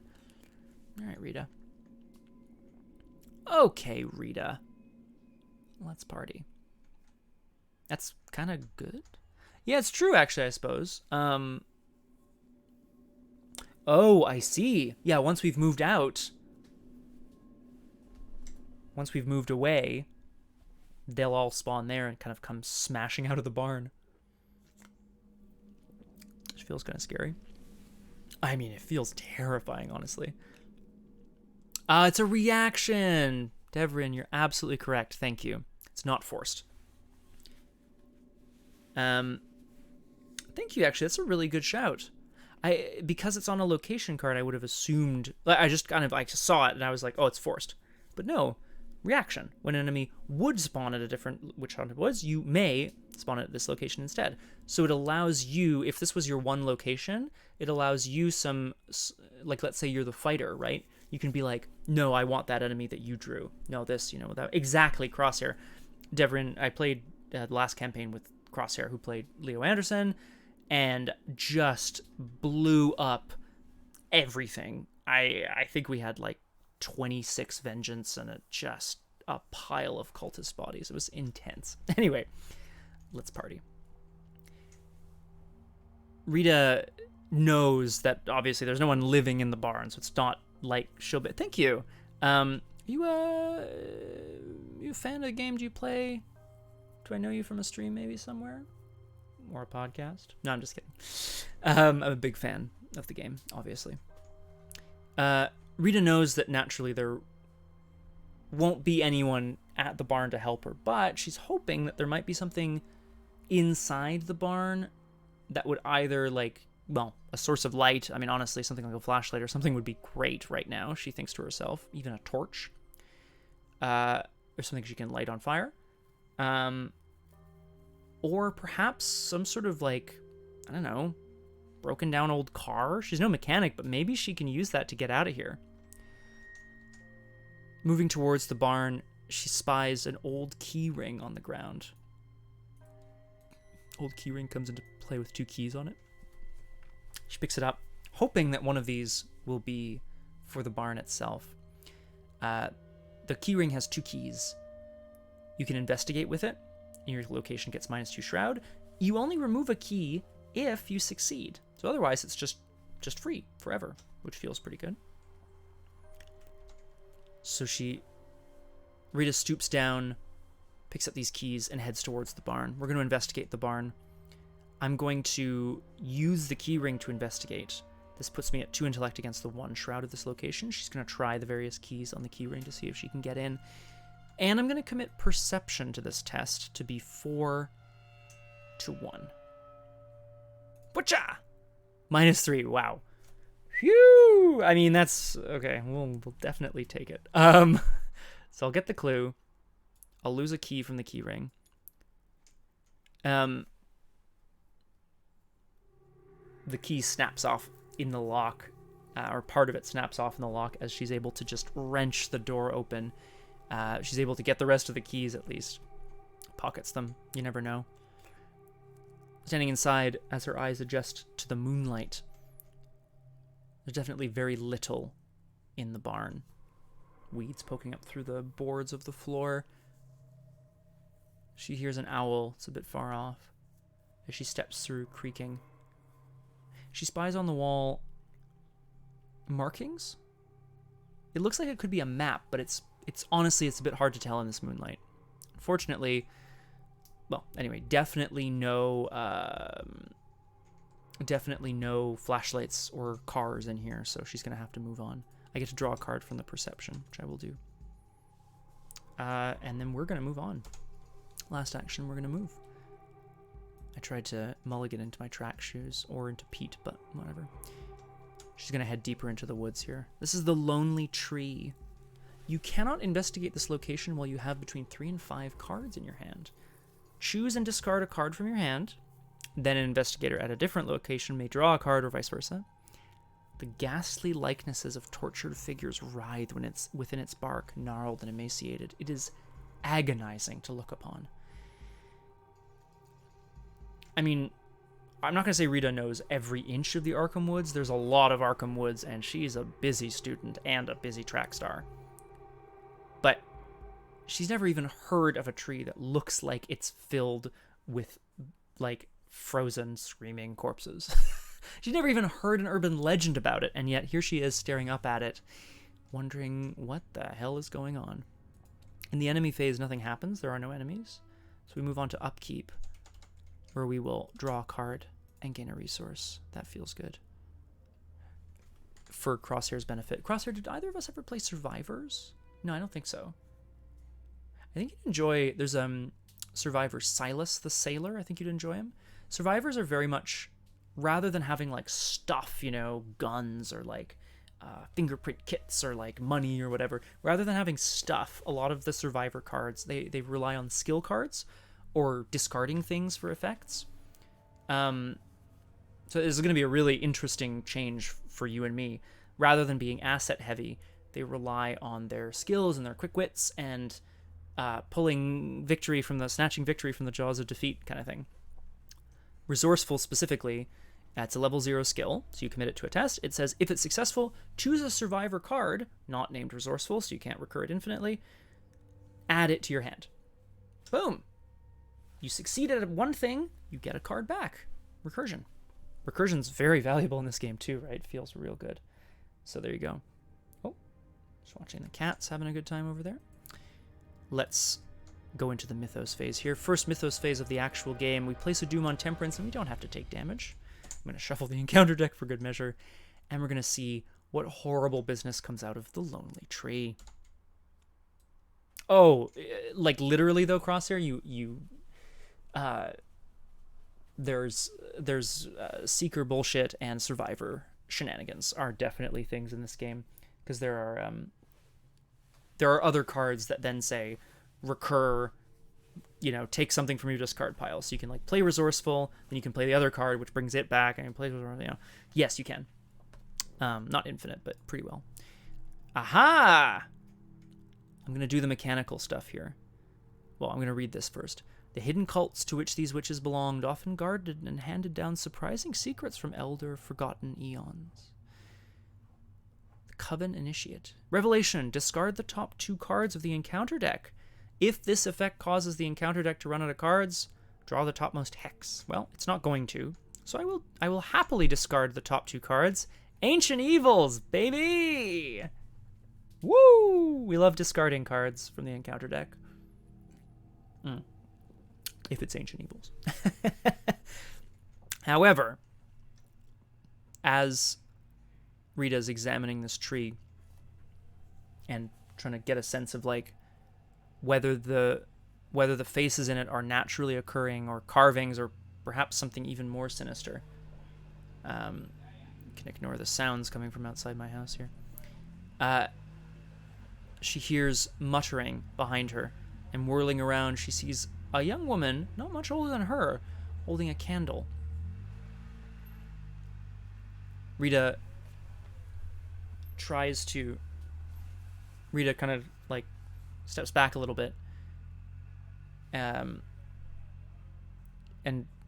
wonders whether this person is here, well, why she's out here at all, frankly. She kind of calls out to her, hey, miss? Miss, which way back to town? Nothing.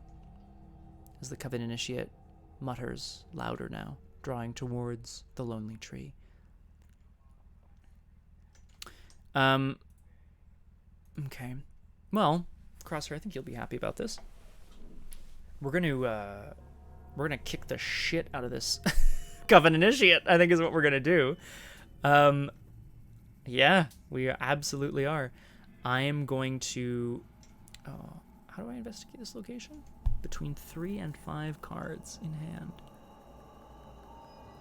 So I need 2 cards or 6 cards. Murder, death, kill! Murder, death, kill! Yeah. Let's party. So obviously what... I'm going to save Cheap Shot. I feel like that's going to be more useful later. So...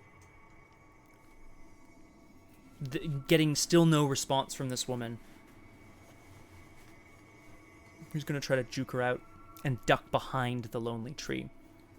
She doesn't necessarily want to get closer to the tree, but she's also... She can see something gleaming inside this woman's cloak, and she doesn't like the looks of how things are going. So I'm going to evade. I have 5 agility against the 2 of the Coven Initiate, so I feel really good just going for it straight. Yeah, huge evade. So I've evaded the Coven Initiate. Rita Young's ability says, after you evade an enemy, deal a damage or move. I'm going to deal a damage. So she ducks behind a tree and manages to get out of sight. As the muttering continues even louder, the woman, rolls her head back at an unnatural angle. Her eyes roll back in her head, and sounds start coming out of her mouth that are, well, simply not human. Her head snaps up and looks in the direction that Rita went, and Rita realizes she's going to have to defend herself. We're going to fight now. I have 3 combat against the 2 of the Coven Initiate. That does not feel good. That doesn't feel good. -3. If you fail, choose an exhausted or damaged witch at your location, ready it, and heal all damage from it. Son of a bitch, Crosshair. In aiming a rock at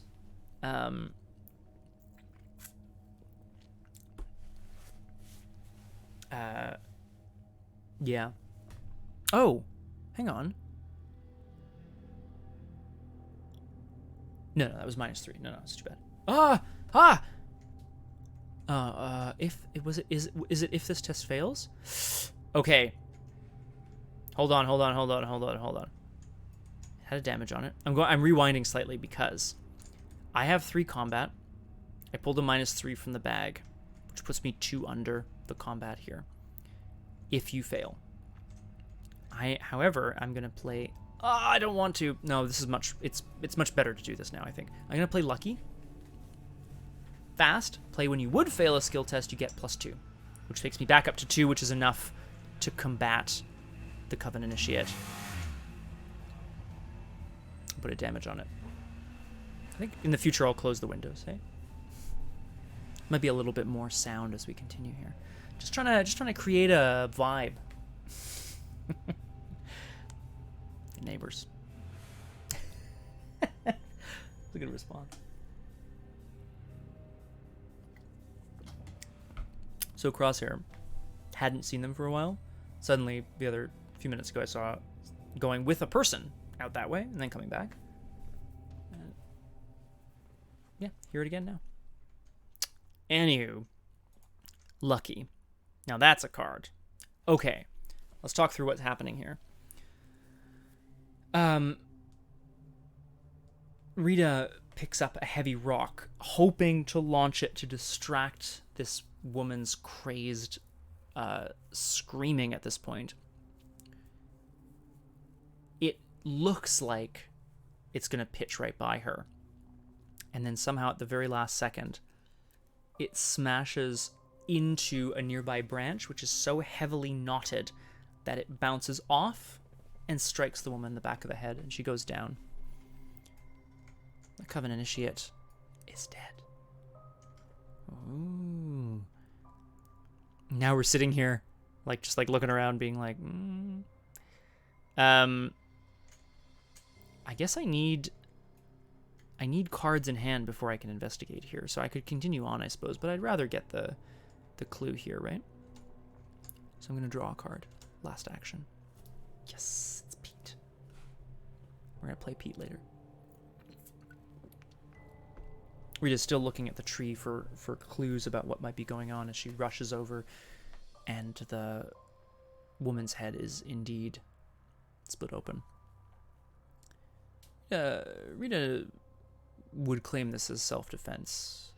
The woman was coming for her, and she does discover inside the robes a small curved dagger. More ritualistic, but definitely sharp. She cuts herself just a little bit on the tip of the blade as she tucks it back inside the robes. In the enemy phase, nothing happens because we managed to kill the Coven Initiate. We draw a card and gain a resource. And we go into the Mythos phase, where we put a second Doom on the agenda, and we draw an encounter card. Still here at the Witch-Haunted Tree. No, I'm sorry. The Lonely Tree. It's the Witch-Haunted Woods. The Lonely Tree. Replacing the curved dagger in the cloak of the Coven Initiate, the drop of blood from Rita's finger falls upon it, and suddenly it alights. It glows and heats up, blue hot, like red hot, but then blue hot. And Rita steps back like, what the hell? And it just vanishes as the corpse of the witch woman catches alight and burns rapidly. It would be almost spontaneous human combustion, but she knows the drop of blood fell on the dagger, which is doing this. And she feels a weight pressing upon her heart and her soul. You know, this is before a lot of the sort of apps that we have for like tracking fitness and stuff. But Rita's really in tune with her body. She knows how she feels so that she can, you know, run a 4-minute mile or whatever. And something about what this witch's body is doing. Turn up that sound for myself a little bit. Something about what this witch's body is doing is causing her physical pain. It's in her joints, and it's in her heart. Racked. Put Racked into play in your threat area. You get -1 to each of your skills during the first skill test you perform. Action, test Will 3. If you succeed, discard Racked. If there's an exhausted witch at your location, it's automatically successful. You get -1 to each of your skills during the first skill test you perform each round. Well, there's not much I can do about that right now. If I simply test, the first skill test I perform each round is racked with pain, but then we can try to push through it here. Yeah, great point, Crosshair. Yes, that would affect the first action. But if there's an exhausted witch, the test is automatically successful. So maybe I'll just carry this around for a while. Maybe, maybe not. I now have not between 3 and 5 cards in hand, so I can now investigate this location. What am I going to do here? I'm going to just test straight to... I'm going to test to get rid of Racked. I'm 3 on 3, just because I might, you know? It might work, but I have -1 to my skill, so I have 2 willpower against the 3 of Racked. And I'm going to see if I can get super lucky. As the pain courses through her joints and as the woman's body vanishes, Rita tries to force it out of her pores. No, that would have been a pass, but because of the -1, it doesn't work. It passes, but she can tell it's only momentary. Now, however, for a second action, I really want to investigate and they got this clue. You cannot investigate while you have between 3 and 5. Okay, so if I investigate now, it will work. Yeah. So I'm gonna use the last key from Old Keyring as my second action. Yeah, I'm gonna investigate, giving -2 shroud to this location. She doesn't have a flashlight or anything. Goes on stack. Not sure what you mean, Crosshair. She's going to take the keys and trace it into the grooves in the wood of the lonely tree. I am a 2 intellect investigating against a 0 shroud location, which is an automatic pass. Your modified value can never be less than 0, so I still pass, and I will take this clue. And last action. Oh! Yes, right, of course. Yes. That's what I was thinking too, Crosshair. Like, I had 6 cards when I started. Exactly. Yeah, perfect. But now I no longer need to, so I feel really good about doing this. Woo! Last action. I'm going to play Pete Sylvester.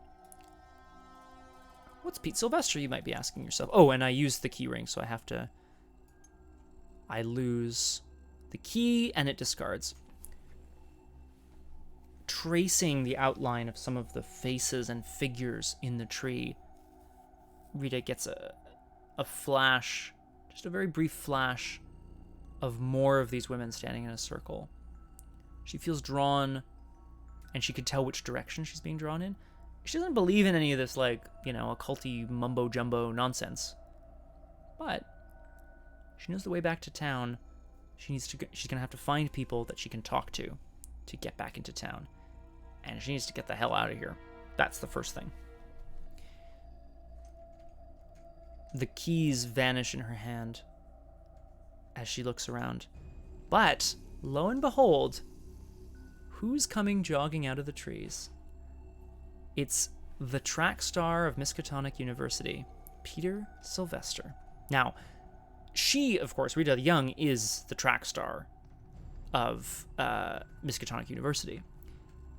But, because of certain factors aligned against her, she's not the most celebrated one on campus. That would be Pete Sylvester, the quarterback for Miskatonic University.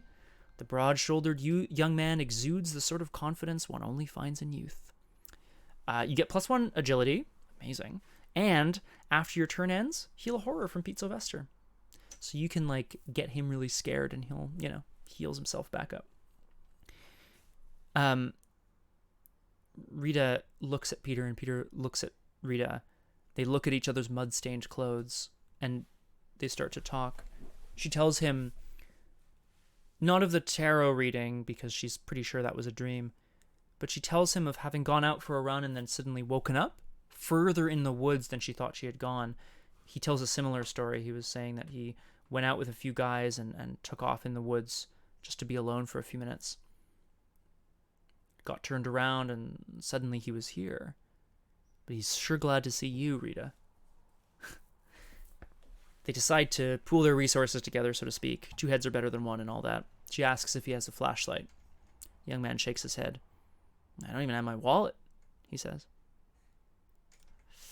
I feel good about that. So we skipped the enemy phase because we killed all the enemies, and we moved to Upkeep, where I will draw a card and gain a resource. It's the other Pete Sylvester. Of course it is.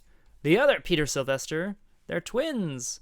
Go to 3 out of 8 Doom, and we'll draw an encounter card right here before we move on. And I have to do something with this racked. Oh, damn! Okay, it's a Coven Initiate. Oh, no, discard the top 2 cards of the encounter deck. That's fine. I'm okay with this. Pete points behind Rita, and the 2 track stars turn around. The ashes at the base of the tree start to reassemble. And, oh, did I once again run out of music? Let's do it. There we go. Standing up. Again, building kind of like these Russian nesting dolls on top of themselves in a way that wouldn't be familiar to Rita, but would be familiar to us and Jerome Davids. The woman stands there once again, fully formed, human, whole, not burnt.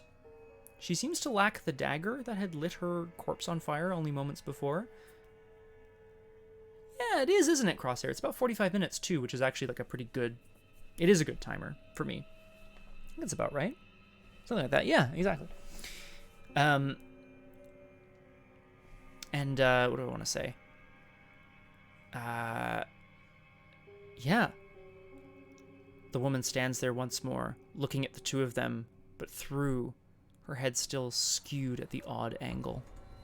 Okay, well, this is great news, because I can evade and get rid of Racked and finish her off. Really good about it. Okay. Peter, like, reaches out to try to talk to her, and Rita just stops him. And quickly kind of just mouths to him, like, don't bother, you know?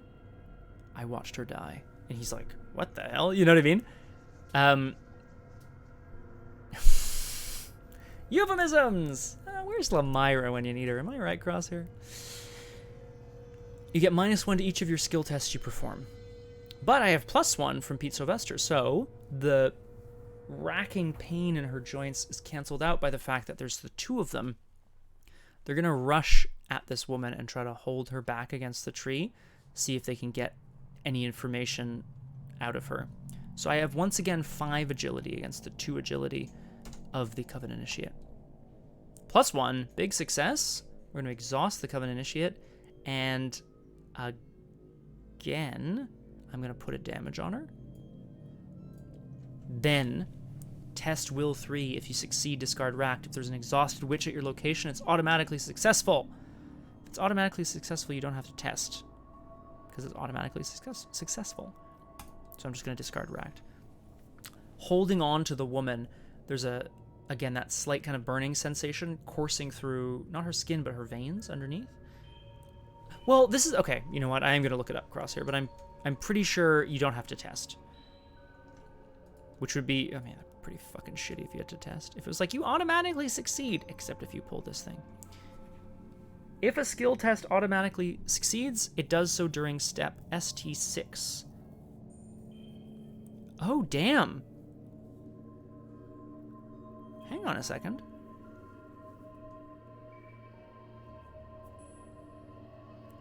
It does so during step 6, outlined on...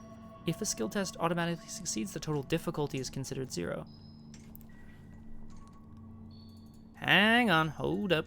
I think you actually might be right, Crosshair, which seems crazy to me. That skill test automatically succeeds. Let's look, there's somewhere here, yeah. Wow. Wow. Incredible. If the investigator automatically it's considered 0. No. Sorry, no. It's just, can you imagine this whole time? We could have succeeded this whole thing. No. There's just specific steps, right? It's the automatically successful thing, which tells me, I think you still have to, you still have to reveal the chaos token because you have to resolve the effects. You determine the modified value, and then you determine the success or skill or failure of the test.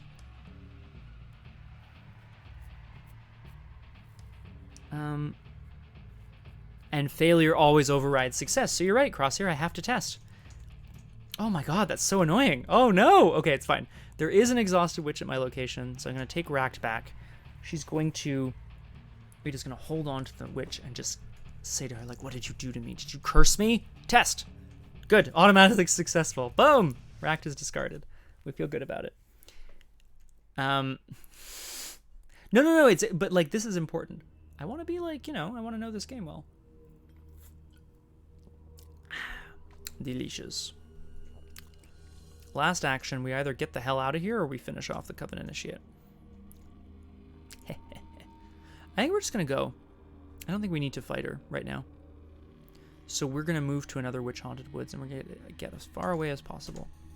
Woo. This is the Tainted Well. So, feeling a weight lifted from her chest, Rita shoves the witch back against the tree, and she and Pete take off into the woods. She tries to figure out exactly what's going on. and where the hell they're gonna end up next. This is a 3-shroud, 1-clue location. Investigators at other witch-haunted woods can commit a skill card, one card to each skill test at this location, and vice versa. A few tufts of grass are all that cling to life around the base of the old well. The rest of the landscape sucked dry of color. It's still night, and yet somehow in this field it feels like day. It's not light enough to be day, but she can see. So his last action was to move. Enemy phase, nothing happens, but during upkeep, the Coven Initiate readies and gets ready to probably, she's not a hunter, but I'm sure she's going to go after Rita at some point.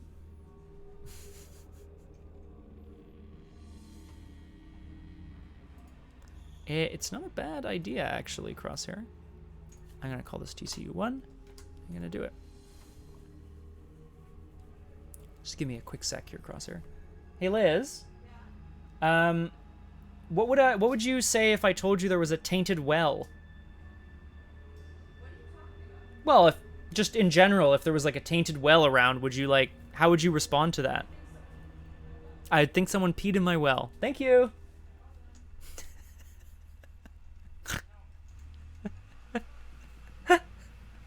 Now that's a comedy. All right. In Upkeep, we'll ready our things. Close enough. We'll draw a card. No, it's a bad card.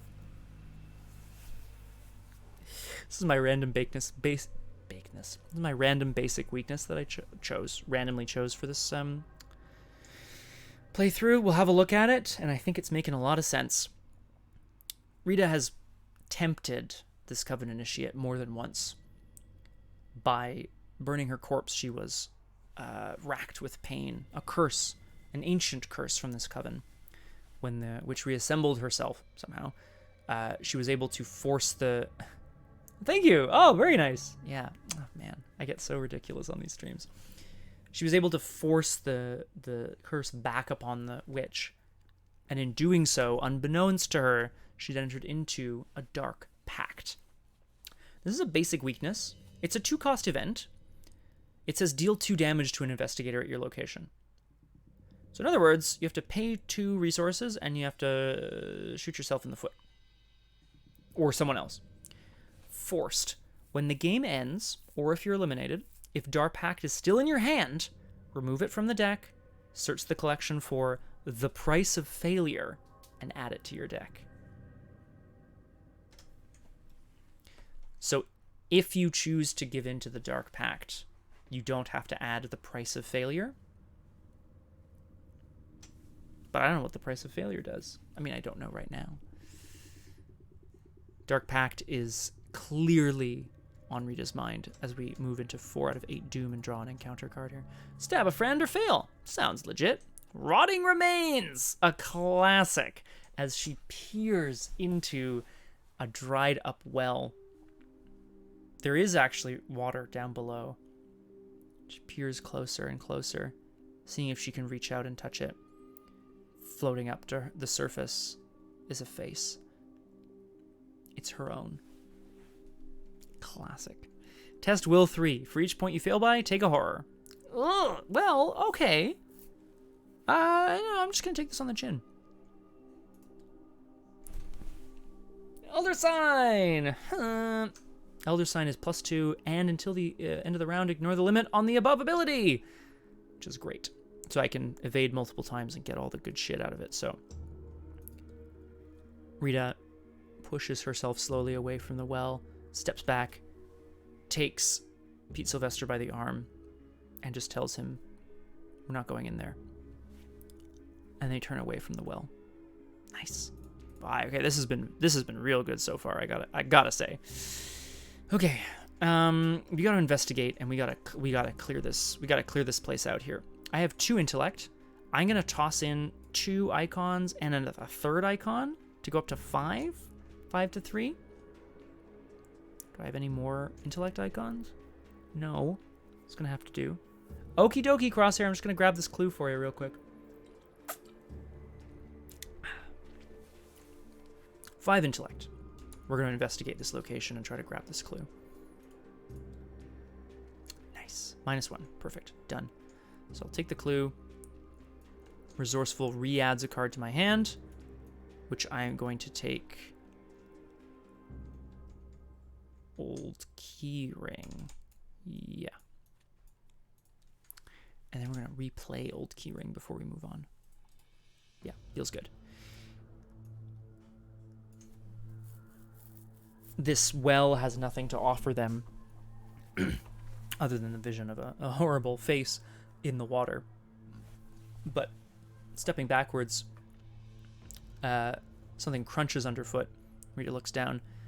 She and Peter notice on the ground, again, a set of keys, but these are not the rusted barn keys from before.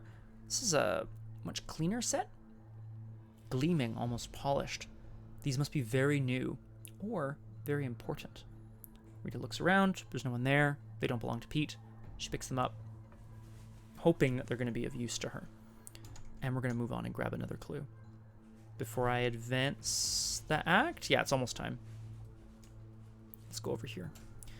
This witch-haunted woods, ooh, is the Hermit's house.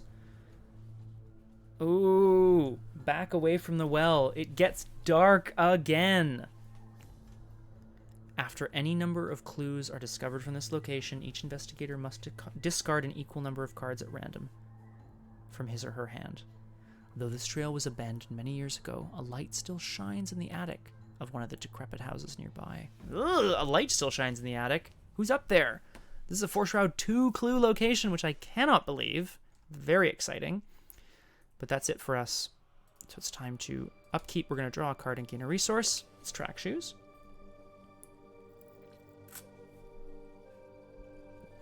I don't know how I'm going to get this.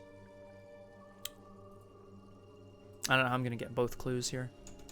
What I really need is resourceful. I need look what I found back. That would still be pretty tough, honestly. In the Mythos phase, we go to 5 out of 8 doom. Rita wanders away from the well and back in towards the forest. It's not at random. She and Pete are trying to find their way out of here, but she can't go back towards the tree. She's not quite sure where she's going to have to head in order to make sure that she gets out of here. And in their wandering, they come across several old homes. Perhaps this was part of the barn complex. Like perhaps this was part of a village that was just abandoned and overgrown as people moved into the city of Arkham. Who knows? I placed a doom already, so we're at 5 out of 8. Yeah, and we're going to draw a card. Centuries of Secrets. This is a classic. Welcome back, Crosshair. So far, we've moved to the Hermit's house, which is a 4-shroud 2-clue location, which feels pretty good. After any number of clues are discovered, each investigator must discard an equal number of cards at random. So I'd love to be able to get back my look what I found. It seems unlikely, but we'll see. And I drew Centuries. Oh, there's still one more.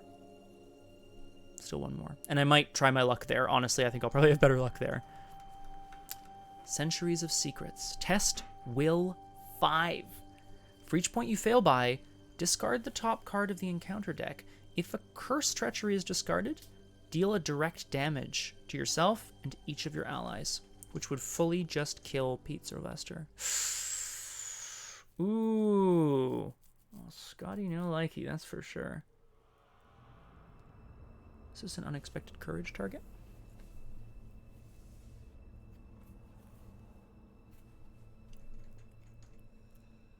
I think it might be.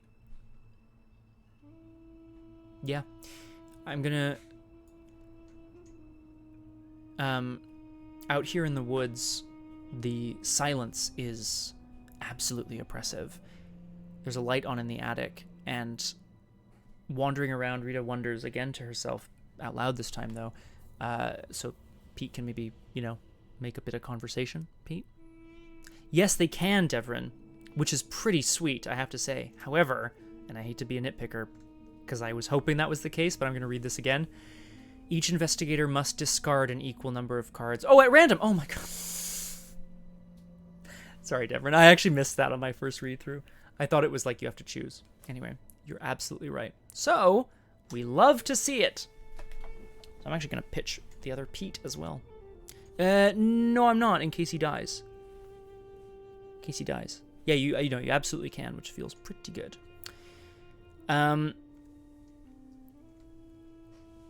The silence here is oppressive as she realizes this may be a village that was abandoned in favor of the city, or... And she stumbles over something, looks down. It's a skeletal hand. Perhaps this was a village of people who were deemed undesirable. Centuries of secrets. I'm going to test Will 5, but I committed my 2 wild icons from Unexpected Courage because I'm unexpectedly courageous. Let's test. -2. Okay. So I failed by 2, so I have to discard the top 2 cards of the encounter deck if a curse is revealed. That's a curse. That is not a curse, but I got a curse. So, deal a damage to me and to each of my allies. Boom. Dead, Pete Sylvester. Big oof. Yeah, more will is going to be really important. I have lots of will icons in this deck. I haven't seen them yet. Classic. The venturing into one of the nearby, well, shacks, really.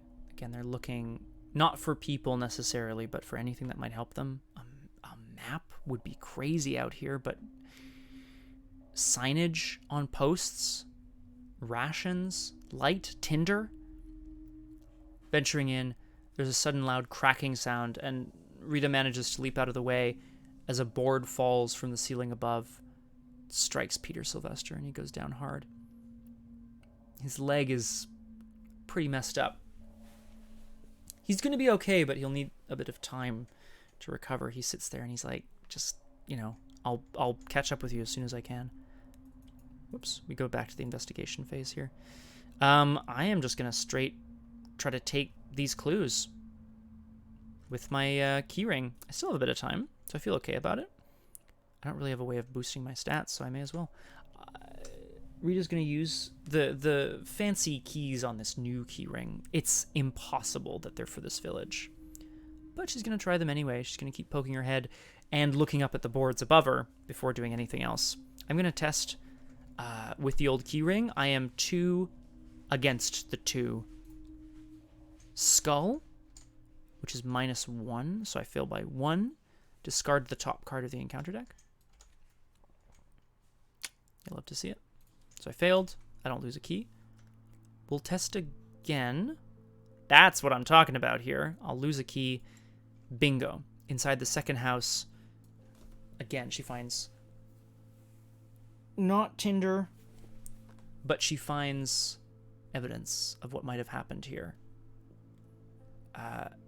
It becomes very clear to her through the small bits of writing and old, what was once preserves. This was a small, quiet farming village. But on the door and around the back door of one of the buildings is scrawled the word witch in something that looks like it might be red paint, or it might be sheep's blood. It's been blackened with time. Anyway, you love to see it. And we're definite. Oh, and I have to discard a card at random from my hand because of... Woo! Okay, well, there goes Waylay, which sucks. And then I think we're going to just try again. I'm going to try to use the other key from the keyring. See if I get lucky. Wink! Exactly, Crosshair. Well, you know, she's not a chemistry major. She's taking environmental and physical sciences. I'm just kidding. We're going to get a test again. I'm 2 to 2. That's a big fail. It's a -3. Choose an exhausted or damaged witch. Heal all damage from it. So this witch, unbeknownst to Rita, has been using the power of the lonely tree to regenerate her body and her soul. This Coven Initiate is coming for me, and I am terrified. Okay, fail. Enemy phase, the Initiate doesn't hunt, so in Upkeep we draw a card and gain a resource. Guts! You'll love to see it. Ooh, That'd be so cool, Crosshair. I'm up to 6 out of 8 Doom, and I need to advance the act. I might honestly do that very soon. I'd love to get this Witch Haunted Woods, though. Let's draw an encounter card and hopefully not get completely fucked. Oh, it's Diabolic Voices. Test Will 3. For each point you fail by, discard a random card in your hand. For each card you can't, take a horror or a damage. Gets +1 difficulty for each copy of Diabolic Voices in the discard pile. I think there are none. Correct. The word witch goes through Rita's head over and over and over again until she realizes it's not just in her head. There are whispers coming from the forest around this building, and she gets the hell out of there as fast as she can. She's looking for Pete, but he's nowhere to be found. She's going to try to blast her way into a nearby shed, see if she can take cover from the horrible chanting, whispering, raving voices in her mind. I love this art too. This is great. It's much more realistic than most Arkham art. Like, most Arkham art feels kind of like a, I don't know, an impressionist painting or something. This is just, it feels almost like a photograph to me. Test Will 3. I will put in Guts to draw a card, if I succeed. Test! -2. That's a pass. So, charging away from it, again, Rita's going to use her, like, tried and true, this is bullshit. Repeated, and then shouted at the top of her lungs, and the voices go away. I get to draw a card. It's a lucky. Love it. Lucky is a... Oh, that is strong. Okay. Back to the investigation phase. We're going to get this last clue. Boys and gals, we're using the old keyring to get this last clue. And then we're going to start advancing acts and such, I think. Because we're still lost in the woods. I haven't actually spent clues yet to do anything. I'm going to use the old keyring to investigate one more time, and then Rita's going to get the hell out of this village. I had 2 intellect against the 2 of this location. -2, but I'm going to spend 1 and be lucky and succeed.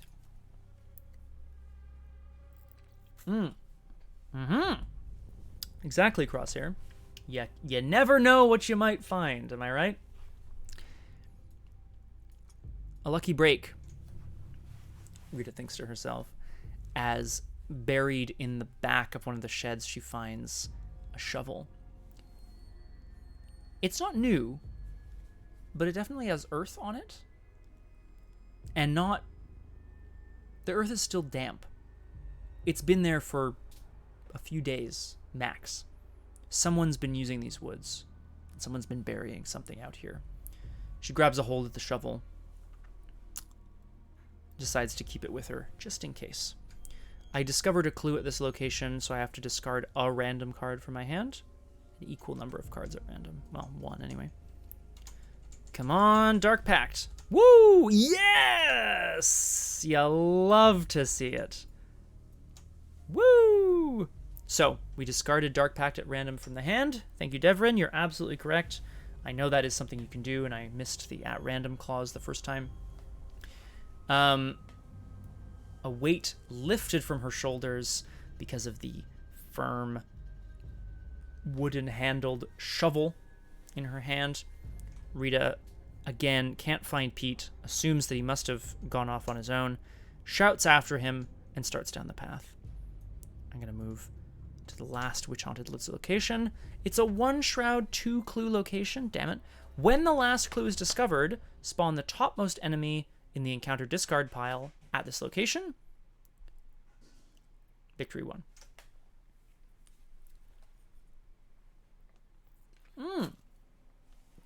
I know, Crosshair. It's honestly pretty wild. Last action here, I'm going to play Pete out again.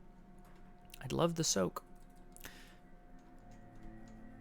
Rita ventures further into the woods and finds a child's treehouse. Good fucking lord, it's terrifying. She's like, nah. And then coming out of the woods behind her, she hears crunching. She readies her shovel, and Pete appears out of the woods, and she's like, Pete, my God, you can't scare me like that. Don't sneak up on me like that. And he's like, I thought you were one of them. She's like, one of who? And he just looks at her. You know there's more of them, right? So I've played out Pete again, which feels... That feels okay by me. Again, in the enemy phase, the Coven Initiate, now fully healed, does not... doesn't do anything. I'm going to draw a card and gain a resource. It's resourceful. That's going to be nice. We go to the Mythos phase. Okay, well, we're almost at the agenda popping here, my friend, so... Oh, I could have advanced. Should I have done so? Yeah. So I'm going to just take back the Doom placing, because at the end of the round, investigators may spend the requisite number of clues as a group to advance. So I think we're going to back off the Child's Treehouse here, spend 2 clues, and advance the act and just see what happens. But we're at the top of the Mythos phase. Deeper into the woods. As the rain lets up, a dense fog rolls in throughout the area. Sound familiar? Soon all of the woods have vanished within the hazy fog. You call out for your companions, but none answer. Well, except Pete. He's right there. That's good. I'm just kidding. You grope blindly in the haze, searching for something, anything to which you can cling. Choose one of the set-aside Arkham Woods locations at random. Not the witch-haunted woods, mind you, but the Arkham Woods. Put it into play in front of you and move to it. Okay, I'll do that.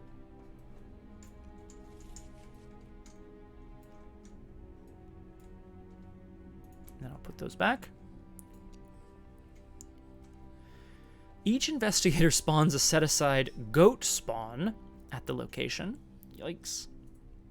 What's a goat spawn? Uh-oh. I have a feeling it's gonna be bad. Yeah, it is. This is a goat spawn. The creature was at once terrible and graceful, the result of blasphemous traffics with some otherworldly horror. Yikes. That's a goat person. Totes! It is! It's Totes, the terrible goat. Oh, it has... Okay, it's a 3/3/2, 3 combat, 3 health, 2 evade. It has Hunter and Retaliate, which means if you fight it and you miss, it punches you.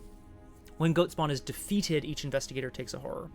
So if you manage to kill it, it scares the hell out of you. Which is kind of fun. Each investigator then tests Will or Agility 3. Rubbing the hat. Rubbing the hat. What the hell? Each investigator who succeeds exhausts the enemy and disengages from it. Okay, so I'm gonna... the tongues. Why 3/3/2? What's happening, Requiem? Oh, 3/3/2. Very good. Very good. Here, I'm gonna grab, quote, 2/2/2 for the other witch. Friendship is a disgusting booger. Incredible. Okay, I'm testing Agility 3. I have 6 agility. So I'm going to throw my resourceful into this to be 7. -3 is still a success. And I'm going to take back... Lucky? I'm going to take back, look what I found, because I'm going to try to grab those 2 clues from that location. Yeah, I'm going to do. Okay, big success. So exhaust the goat spawn and disengage. So further into the woods, we move out of the witch-haunted woods, but into the Arkham Woods. Just in time, Rita hears the clomping of hoofs and ducks into some shrubs in a shallow ditch, clomping by her. A horrible beast. It seems to be roughly humanoid, but it's not even half goat, half human. It's as if a goat and a human have been fused together in some horrible way. Shuffle one of the set-aside copies of Demonic Piping. Oh, you're going to love that, Crosshair. Demonic Piping into the encounter deck. Place the other 2 in the discard pile. All right.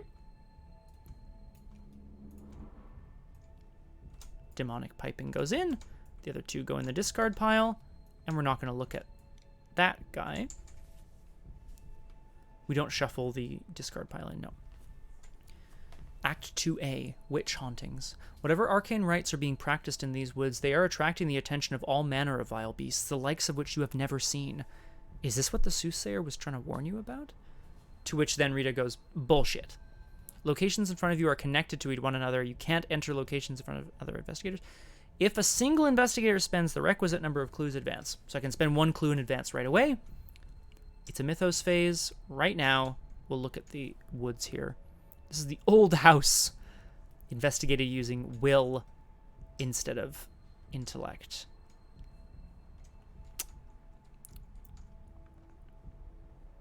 Maybe I'll just move back and try to grab that other thing. I'd love the extra victory point. That would be really nice. Because I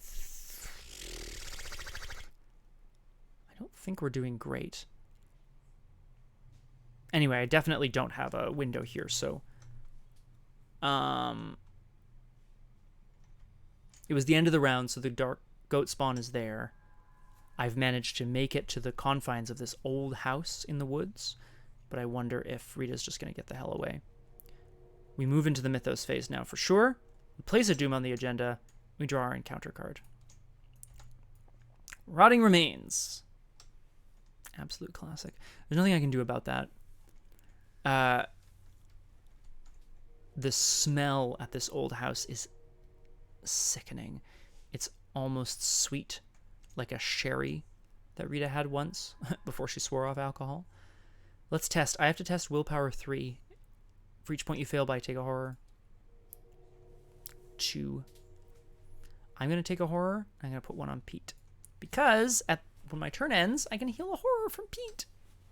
He's like a little horror battery for me. They clutch each other a bit tighter as the source of the stench becomes clear. The goat spawn that they passed only moments before has obviously butchered some people here, but it's unclear which people they are. Move into the investigation phase. Okay. Let's talk about what's going on here.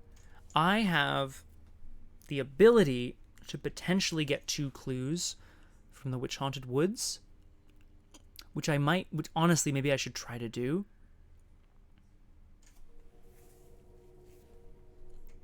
Because then that's an experience point. Then I have to spawn the topmost enemy in the discard pile at this location. But then I could evade it, potentially. Or something. Anyway, yeah. We don't need this clue. So Rita and Pete are just going to get the hell out of there. Or just go screw it! Yeah, exactly. Just like, fuck it! I'd love to grab these 2 victory points, though. But I think you're right, Crosshair. Oh, just that worked. What if I take another horror, though? Here's what we're going to do. We're going to spend an action to move out of the Arkham Woods back to the Child's Treehouse. And now, I still have 2 actions left. I'm going to spend a clue, and I'm going to advance the act. She managed to make it out of the woods, folks. Act 2B, Strange Melodies. As you scour the woods for answers, or a path that will lead you back home, you find yourself drawn off the beaten trail by a mesmerizing melody of silvery pipes.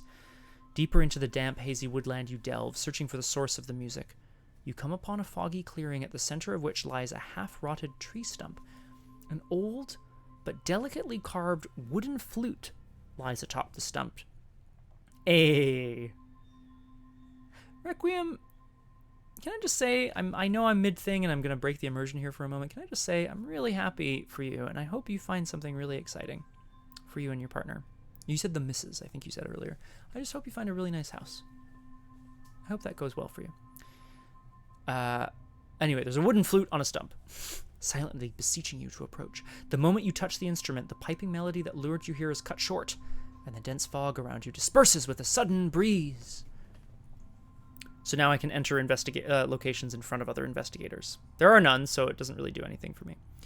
Act 3A, Paths into Twilight. With the strange fog dispersed, you are now able to explore the woods. You're unable to find the main path that leads back to Uptown, but this is your chance to discover more about the ritual the witches are conducting. 3 clues. I have 2. So in fact, I need these. And I think this is okay. Flute on a stump!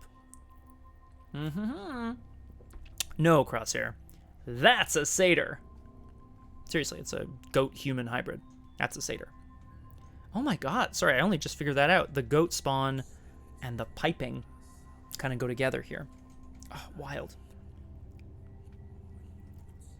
That's amore. Okay.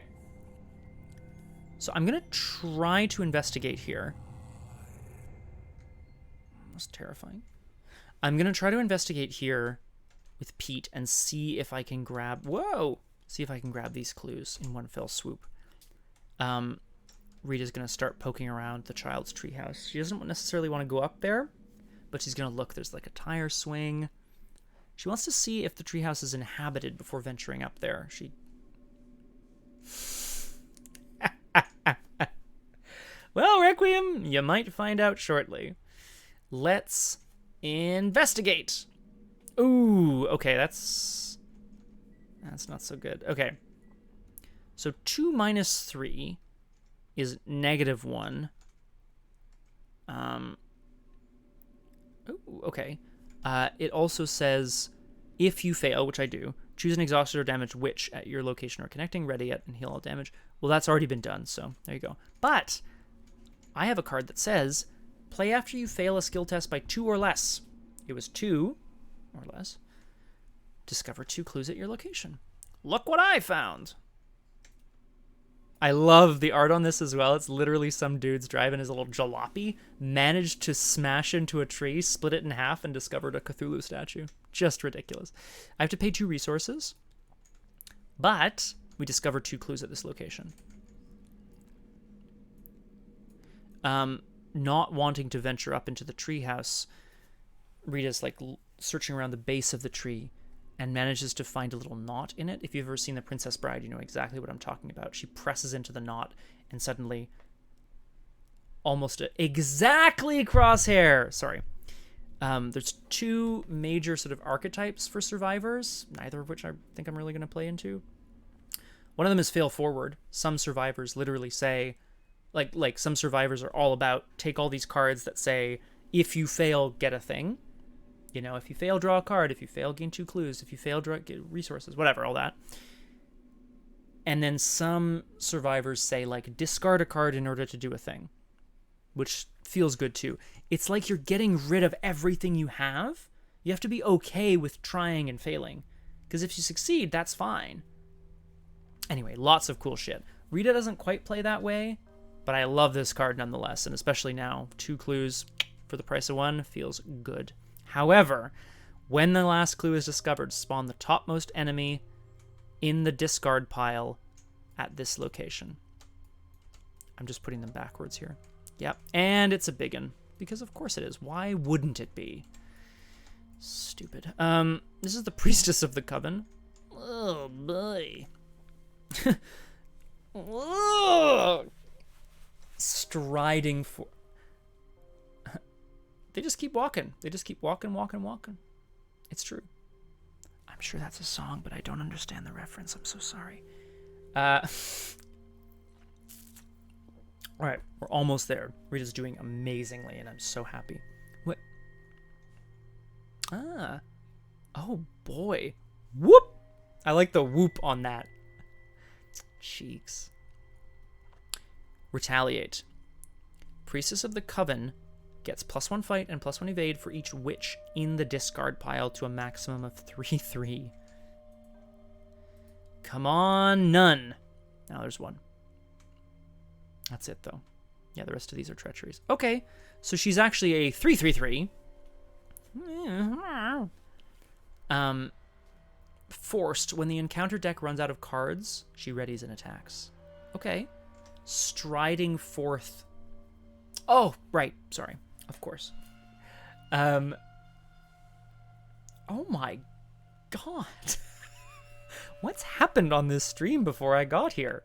What's going on with Rocky and Cheeks and Dr. Surgeon and all these horrible, filthy people? I'm just kidding. We have a lot of fun on stream. Striding forth from the tree is a woman about 6.5 feet tall. She's massive. Rita steps back. Pete steps up alongside her.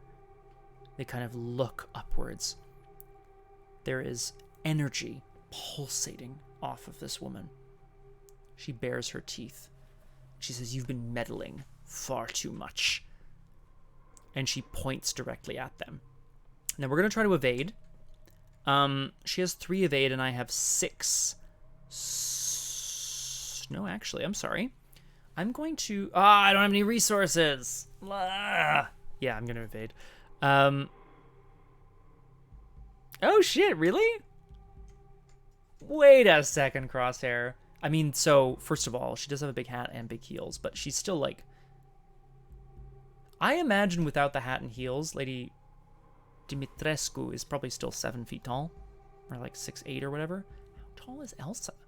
And how do we know? That is a fun fact, though. What? What is going on in this crazy realm? Holy shit.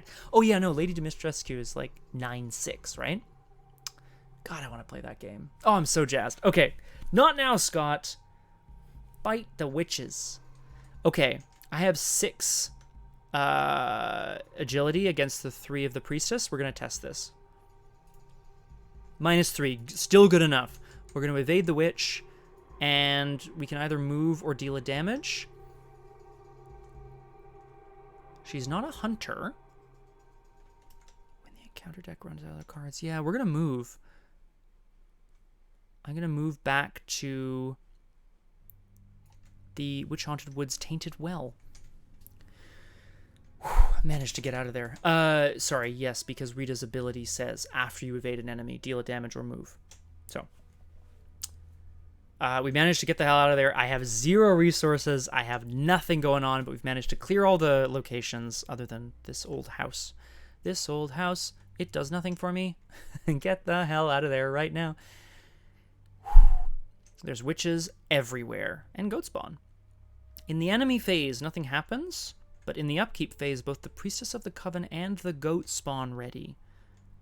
We draw a card and gain a resource. It's I'm done running. Rita's signature card, it's an event. Fast, play only during your turn. Crosshair, you're going to like this. Ready and engage all enemies at your location. Oh. Ah, I see. Okay, a regular 5 to 6 feet tall. I like the idea that they were like, well, Olaf's like 6.5, so Elsa's got to be like 7. I love it. Ready and engage all enemies at your location. So, this card says, I'm done running. So she's like, let's fucking go, you know? For the remainder of your turn, whenever you evade an enemy, instead of exhausting and disengaging from them, you may deal it a damage. All other effects still apply. So if you're committing cards that say, like, you know, move if you succeed, or like deal extra damage, or what, I don't know, whatever. I'm done running specifically lets you do 2 damage instead of 1 from a ping of your ability, and then from the first ping, and then 1 damage each time after that, which, you know, it's free damage. It feels pretty good. I might commit it for icons at some point, though. We will see. Because, yeah. Exactly, Crosshair. Now it's for the remainder of your turn. So it's only 1 turn, but that is 100%. 9-5, working 9 to 5. She's currently an 8-4. I brought some wood glue to glue some wood. Classic Paul Prospero. We have the clues required, but we're gonna... Oh, fuck me. Okay, we're gonna advance the agenda first. Temperance 14 advances. Sounds like a Sergei date. Shit, they're getting away. No, wait, come back and let me kill you. It's nothing personal, just for money. Yikes. Which one of those is more of a yikes quote? No, the second one, clearly. Don't, Let's advance the agenda and see what happens. Agenda 1B. Motherfucker. The rite commences. The moon reaches the height of its arc in the night sky. The trees begin to... We have the clues, but we're gonna... Fuck me. The moon reaches the height of its arc in the night sky. The trees begin to shift and twist in the breeze as though made of something other than solid matter. Dozens of birds suddenly scatter from every treetop.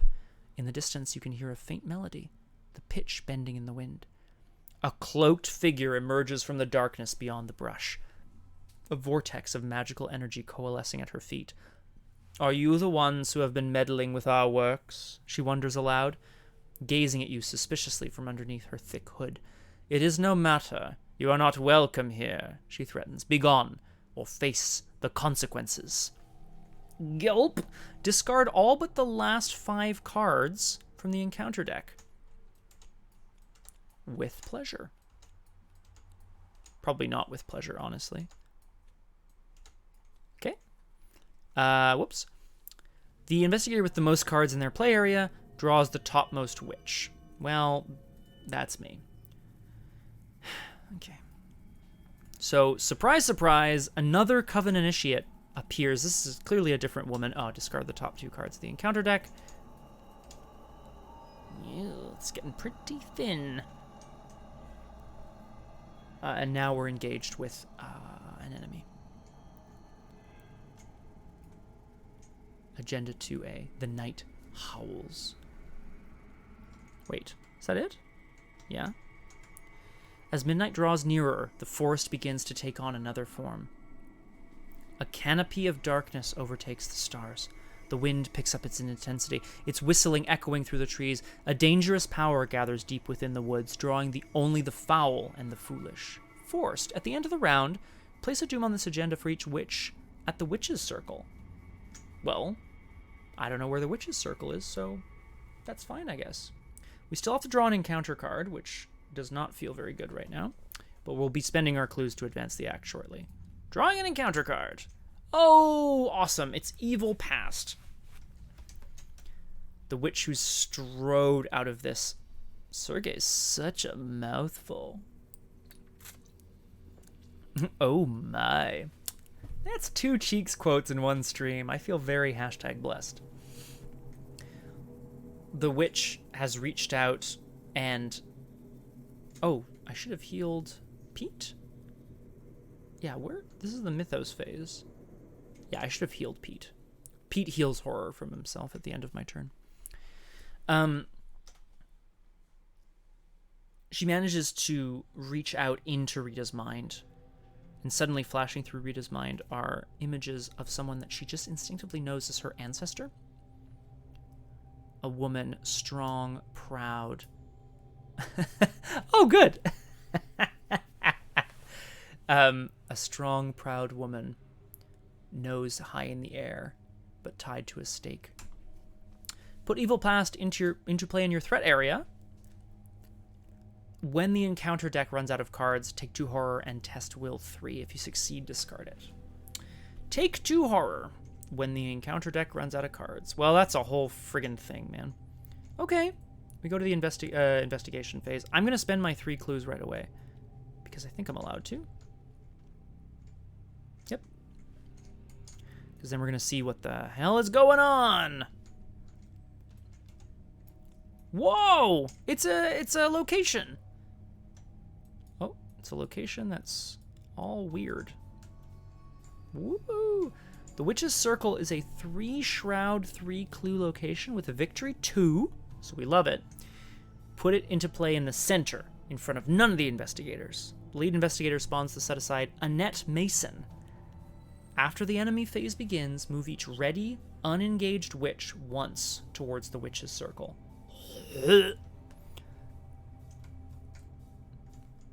Okay. Well, so that's like super bad. Okay, we're spawning Annette Mason here. Who's Annette Mason? Well, I mean, bang. And then we'll read our next thing, I guess. Annette Mason is a 4/4/4, 4 combat, 4 health per investigator, 4 evade, with retaliate. Forced. After the enemy phase begins, discard the top 3 cards of the encounter deck. Spawn each witch at Annette Mason's location. If none is discarded, ready her. Oh my god. What a disaster. Crosshair, here you go. My plane! Oh, they just explode. This is what we're talking about here. Okay. Let's read our next act here. Act 4A. A circle unbroken.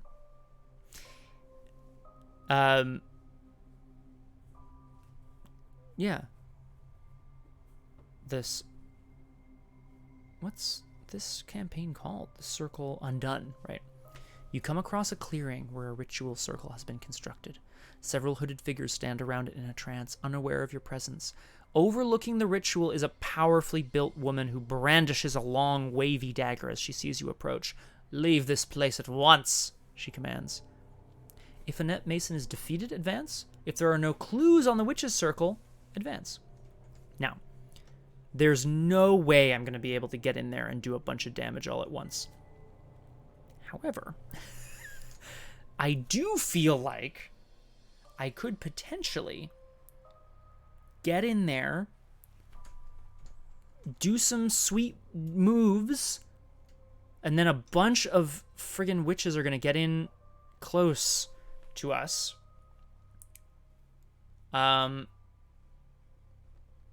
Yeah. Oof. No, I think this is gonna... Okay. I'm sure Rita doesn't want to, like, if she knew the sort of... Yeah, oh, so sorry, Crosshair. Yeah, of course. I just kind of trailed off, eh? She's a 4/4/4. She's an elite humanoid witch. She has Retaliate. After the enemy phase begins, discard the top 3 cards of the encounter deck. Spawn each witch enemy discarded by this effect at her location. If no witches are discarded by this effect, ready her. In other words, when the enemy phase begins, you discard the top 3 cards of the encounter deck. That's bad because a bunch of cards say things like, when the encounter deck runs out of cards, blah, blah, blah. If there are any witches, they appear with her, because she's summoning them, right? If there are no witches that appear with her, she readies, which means she attacks you that round. Thank you. Well, well, well. Hello, Lamyra. We were just talking about you. It was like an hour and a half ago, but Crosshair was putting in some euphemisms, and we both thought of you. Anyway, it's wonderful that you're here. Thank you so much for the subscription. It really, truly means a lot. Oh, goodness gracious. You're also right here at the peak of the excitement. Yes, I know I said it. I'm sorry. We are just about to move into the climax of the scenario. Rita Young is here. She's the star athlete of Miskatonic University. Exactly. No, you don't. Hey. Nothing about being late. Rita Young, the star athlete of Miskatonic University, awesome woman, is here with her, new best friend, Pete Sylvester, the big man on campus, the quarterback of Miskatonic University. Ridiculous. She's awoken in these woods, and is trying to disrupt some sort of coven in their machinations. Now, I don't think she hates the coven. I just think she's been burned by them, so to speak, and it's not looking so good for her. So, here's the deal. I have to either defeat Annette Mason or clear all the clues off of the circle. That's not going to happen. But I can take a bit of a beating, so to speak. So I think what I want to do is evade the Coven Initiate, get in there, and start fighting Annette Mason. That's what I want to try to do. Yeah.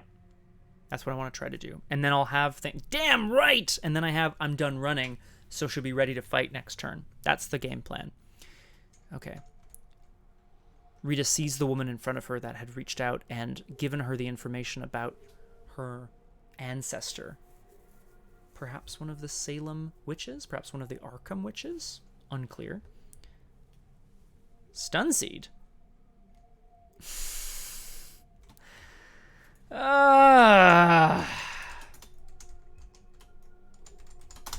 Boom! Crosshair's been getting me with these nuts jokes all night, and I am loving it. See, this feels better than like Haster jokes because, you know, that was like I shouldn't say it because of the game. Toohoo. This feels more like Scott saying nuts. You know what I mean? It's very funny to me. It's so great people are here. Okay, let's party. We have to evade the Coven Initiate. I have 6 agility because I'm a star athlete. Let's party. 6-2. Big success. We're going to evade the Coven Initiate. Yeah. Well, I think Crosshair knows who I mean as well. Crosshair. We've also had Devrin here, expert of Arkham Horror the card game, which is fabulous to have someone in the stream who knows the game well, which is good. I did. It's true. Rita's ability says after you evade an enemy. Either deal a damage. Luke's still here too! Big heart. See, I don't just like you, Lamyra. I'm just kidding. Rita manages to... that is true. Rita manages to throw some dirt up into the Covenant Initiate's face. This woman who screeches and stumbles back as she and Pete take off, tearing off through the woods. Free move for my action, which takes me into the witch's circle. Now, again, I don't think Rita is necessarily... Covenant Initiate. Exactly. I can't speak after 2.5 hours of streaming. How long has this stream been going on? Almost 3 hours. My goodness. Okay, we are definitely going to fight. Oh, yeah. Oh, next turn is going to be glorious. I think what I'm going to do... I don't really need to evade her. I know, Crosshair. It's been crazy town for you, I'm sure. Let's get a good evade off here, I think. Once we move in, yeah, let's do it. And then, because it'll turn off Retaliate. The woman at the center of the circle who seems to be leading the ritual turns to Rita and points sort of a gnarled finger at her and at Pete, and snaps her fingers and sends some of the other women off towards her. Again, Rita is going to try to barrel towards this woman and slam her onto the ground. I'm going to try to evade. I have 6 evade versus the 4 of Annette Mason. That's less good. That's less good. That's a -3. If you fail, choose an exhausted or damaged witch at your location or at a connecting location. Ready them. Oh, that fucking sucks. Okay. Last action.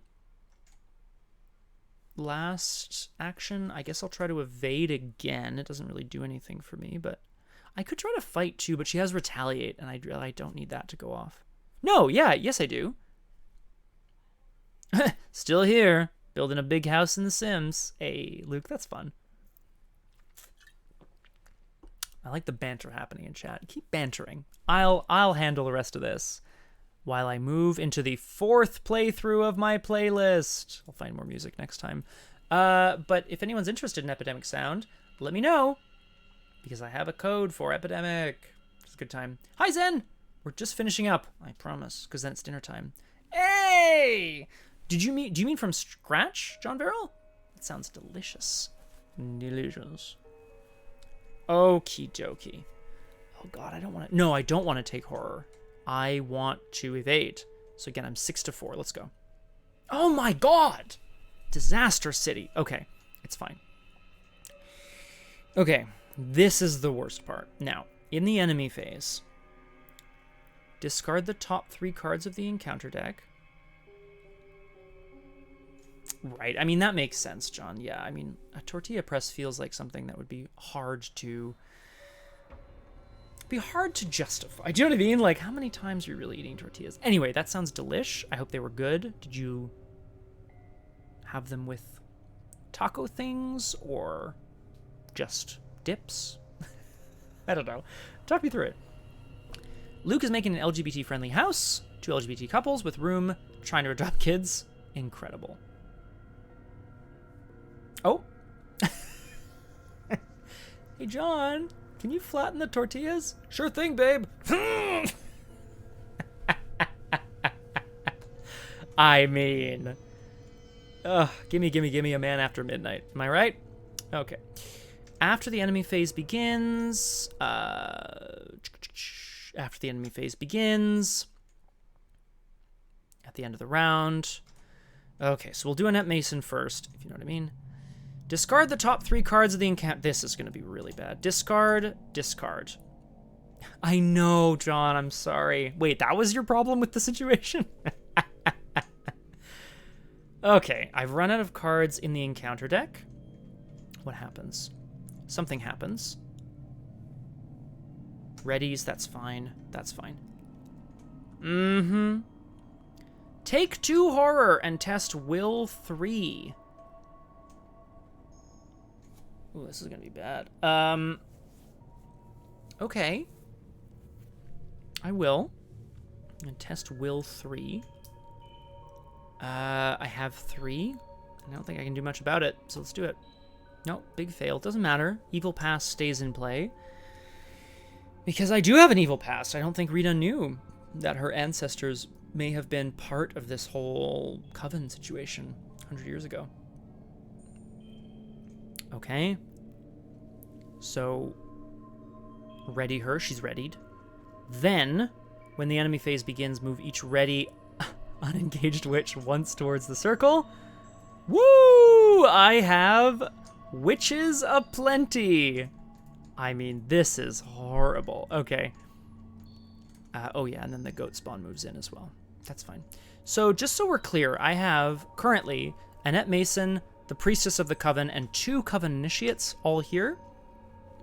It's now the enemy phase, and they all do damage to me. So Annette Mason is going to kill Pete Sylvester. Oh, fuck. Maybe not, actually. I have to take 3 damage and 3 horror.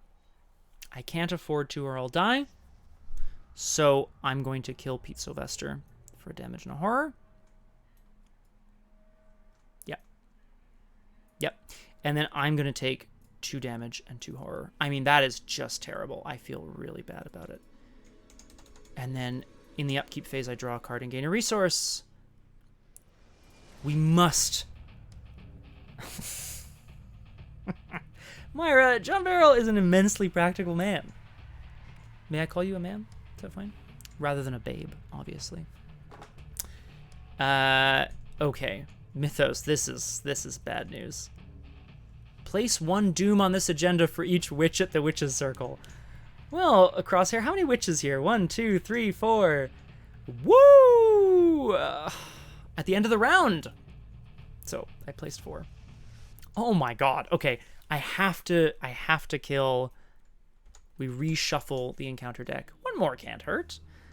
I have to draw an encounter card, and I'm just hoping it's nothing too bad. Obviously, it's going to be terrible. Yeah, it's Centuries of Secrets. That's fine.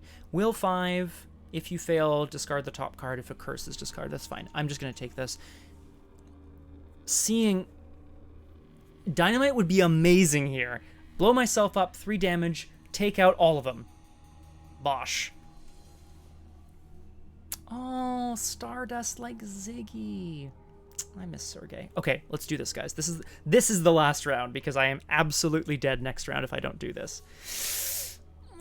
Which I do not feel good about this. Yeah, I don't. No, I don't feel good about it. Okay. Evil Path. Okay. Centuries of Secrets. Seeing all of the witches lined up there chanting in the moonlight. Rita understands there are forces at play much greater than what she's ever expected to see. I'm going to test Centuries of Secrets. 0. Discard the top 2 cards of the encounter deck. A curse was revealed. And another curse was revealed, so I'll take a damage. Yeah, Requiem. Me too. Looking around,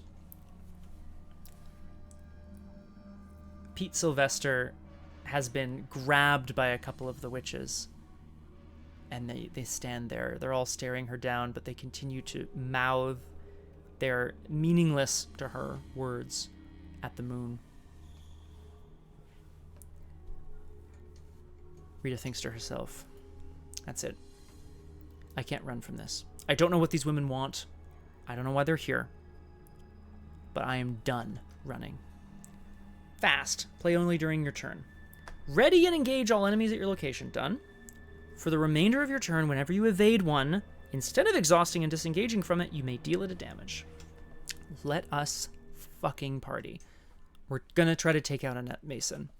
Straight up. It's cheap shot time. I'm gonna play cheap. I'm gonna remind myself that I have. I'm done running out, and it's cheap shot. Aim for the eyes. Rita needs Pete back, and she needs to get the hell out of there. She's going to she's still got that shovel from back in the village. She's going to rush up and thrust it out at a mason's midsection, hopefully causing her to duck back, while she then goes in for a poke in the eye. Rita's not a fighter, but she is physically incredibly fit, and she is ready to use this against this woman. If nothing else... Oh my. You can say whatever you want, Lamyra. I love a good peanut gallery. Please. Cheap shot. Add your agility to your skill value for this test. That's a fighting. If you succeed by 2 or more, evade the enemy. Okay, so I'm fighting at an 8. 8 to 4. Party. Huge success. Bam. Okay. So a damage from the fight. I can automatically evade her, which means I will, which deals her a damage from my ability. Whenever you evade an enemy, deal it a damage. Annette Mason howls as she stumbles backwards, almost pitching into the fire. The other witches women, start in towards Rita, but she bears her shovel and snarls at them. Stay back. She raises it towards Annette Mason. You let him go, and you let him go right now. So that was cheap shot. Done. Now, I have to fight again. Instead of exhausting and disengaging. Okay, we're going to try to evade, because then we can deal her 1 more damage and succeed. I have 5 evade, and I'm going to commit these track shoes to be 6. 6 to 4. Party. Ooh! Ooh! Full c'est-noix. These nuts in French. C'est-noix are like... Yeah, like, c'est would be like, it's not his or hers, or like, it's like those. That's actually really funny. Requiem! A skull is -1, which means that is a success. So instead of evading, I deal a damage. 4 damage on Annette Mason. Defeated. Yeah, these. Thank you, Zen. This is your French language, like, learning experience moment of the day. How would you say those in French? Oh, ces choses-là. Those things over there. Those things over there, yeah. I'd say C as well. CES. Okay. Holy shit, that was crazy. Act 4B, A Circle Undone. If you advance by defeating Annette Mason, stop. The Coven's leader yells in a commanding voice, grimacing from the wounds you've inflicted. Hit her in the head. Pushed her back into the fire. You're not sure if she's speaking to you or to the hooded women surrounding you, but regardless, there's a sudden stillness in the clearing around the circle. This is obviously how we're going to get Pete back, which feels real good. Resolution 1, baby. Oh my god, please. Despite her wounds, the leader of the Coven rises to her feet. More of the hooded figures emerge from the tree line, eager to defend. Interloper, one calls you, pulling off her hood and pointing a gnarled wooden rod in your direction. My goodness. Her bright red hair grows in the firelight, embers dancing about her extended hand. They're the ones from before, High Priestess. The ones who interfered with our great work. The High Priestess holds up a single hand, and a hush falls over the witches. As always, I admire your perseverance, sister, but I do not believe these are the ones you speak of, she replies to the red-haired accuser. You lower your weapons as several of the hooded figures approach and surround their leader. They begin chanting in a soft tone as they examine her wounds. The red-haired witch crosses her arms and watches you with a hard glare, her gaze never straying far from you. I'm going to read this first, Zen. I am Annette, says the leader of the Coven, and these are my sisters. Tell me, who are you? Why are you here? Here we go. Are we ready? I'm going to read Zen Robos here. Ben, mais j'avais 13 ans des courses en français. J'espère que quelque chose partagé. Honestly, okay, so This is essentially the phonetic pronunciation of like Québécois, and I'm just, mwah. Kate, you're killing it. This is great. I feel like j'espère should be spelled like A-I-R-E, but like, mwah. J'espère que j'ai quelque chose partager, là. There should be a le at the end probably as well. Mwah. It's just so... Ugh. You explain how you awoke in... I love all y'alls. Everyone in the chat. J'espère. To translate that sentence would be so oof. That's so oof. You explain how you awoke in the woods, how you were attacked by terrible creatures, how you came to the center of the circle in order to break the spell surrounding the woods. Annette's eyes narrow as she hears your story. That's impossible. The circle was closed. None could enter the woods while we were completing our spell. She grits her teeth. You must go at once. This is not your place. But High Priestess, the red-haired woman exclaims, only to be interrupted by her gaze. The two lock eyes, a battle of wills. That quickly proves Annette victorious. Stand down, Erin, Annette says with a firm, motherly tone, as though admonishing a child. She turns her attention back to you as the witch named Erin lowers her head in defeat. Go. You've broken the spell just as you desired. You can leave the woods now, but I will give you one final warning. Cross us again, and we will not be so merciful. You begin to protest, but before you are able to utter a single word, a dark gale snuffs out the fire at the center of the clearing. Shadows from beyond the tree line suddenly twist and coil into the clearing, tugging at the edges of their cloaks. One by one, the shadows twist and pull each of the witches into the darkness beyond. In moments, they're gone. You're left with only the soft glow of moonlight to guide you home.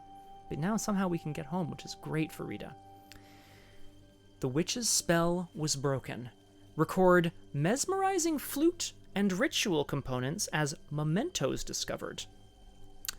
Each investigator earns a bonus experience as you gain insight into Arkham's mysterious past and my own evil past.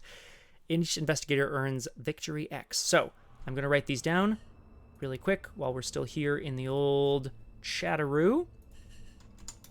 The witch's spell was broken. And then I'm going to write mementos recovered. Mesmerizing flute and ritual components. Okay. And then we're going to look at experience, and then we're going to be on our way. Folks, this has been a very exciting stream. I love being back on Doomed. I earn a bonus experience. Okay. 2 from Annette, and then 1 from each location. Boom. 7, 8 XP. Let's party. That is lots. I feel really good about that. Oh, I feel good about that. And not a word was spoken. The witch's bells were all broken. Flip the table. Great stream. The whole scene was like gardening really well. Good seeds. And then after an almost disaster, ended admiring your tulips. My tulips? Which tulips are you talking about? Oh, stop it. Ah, okay. Great. Yes, allow me to quickly do the old save-a-roo here. God damn it. You know how I feel about that, Crosshair? I feel like da! No, it's not so much a flip as it is a push down. Bye! Hey.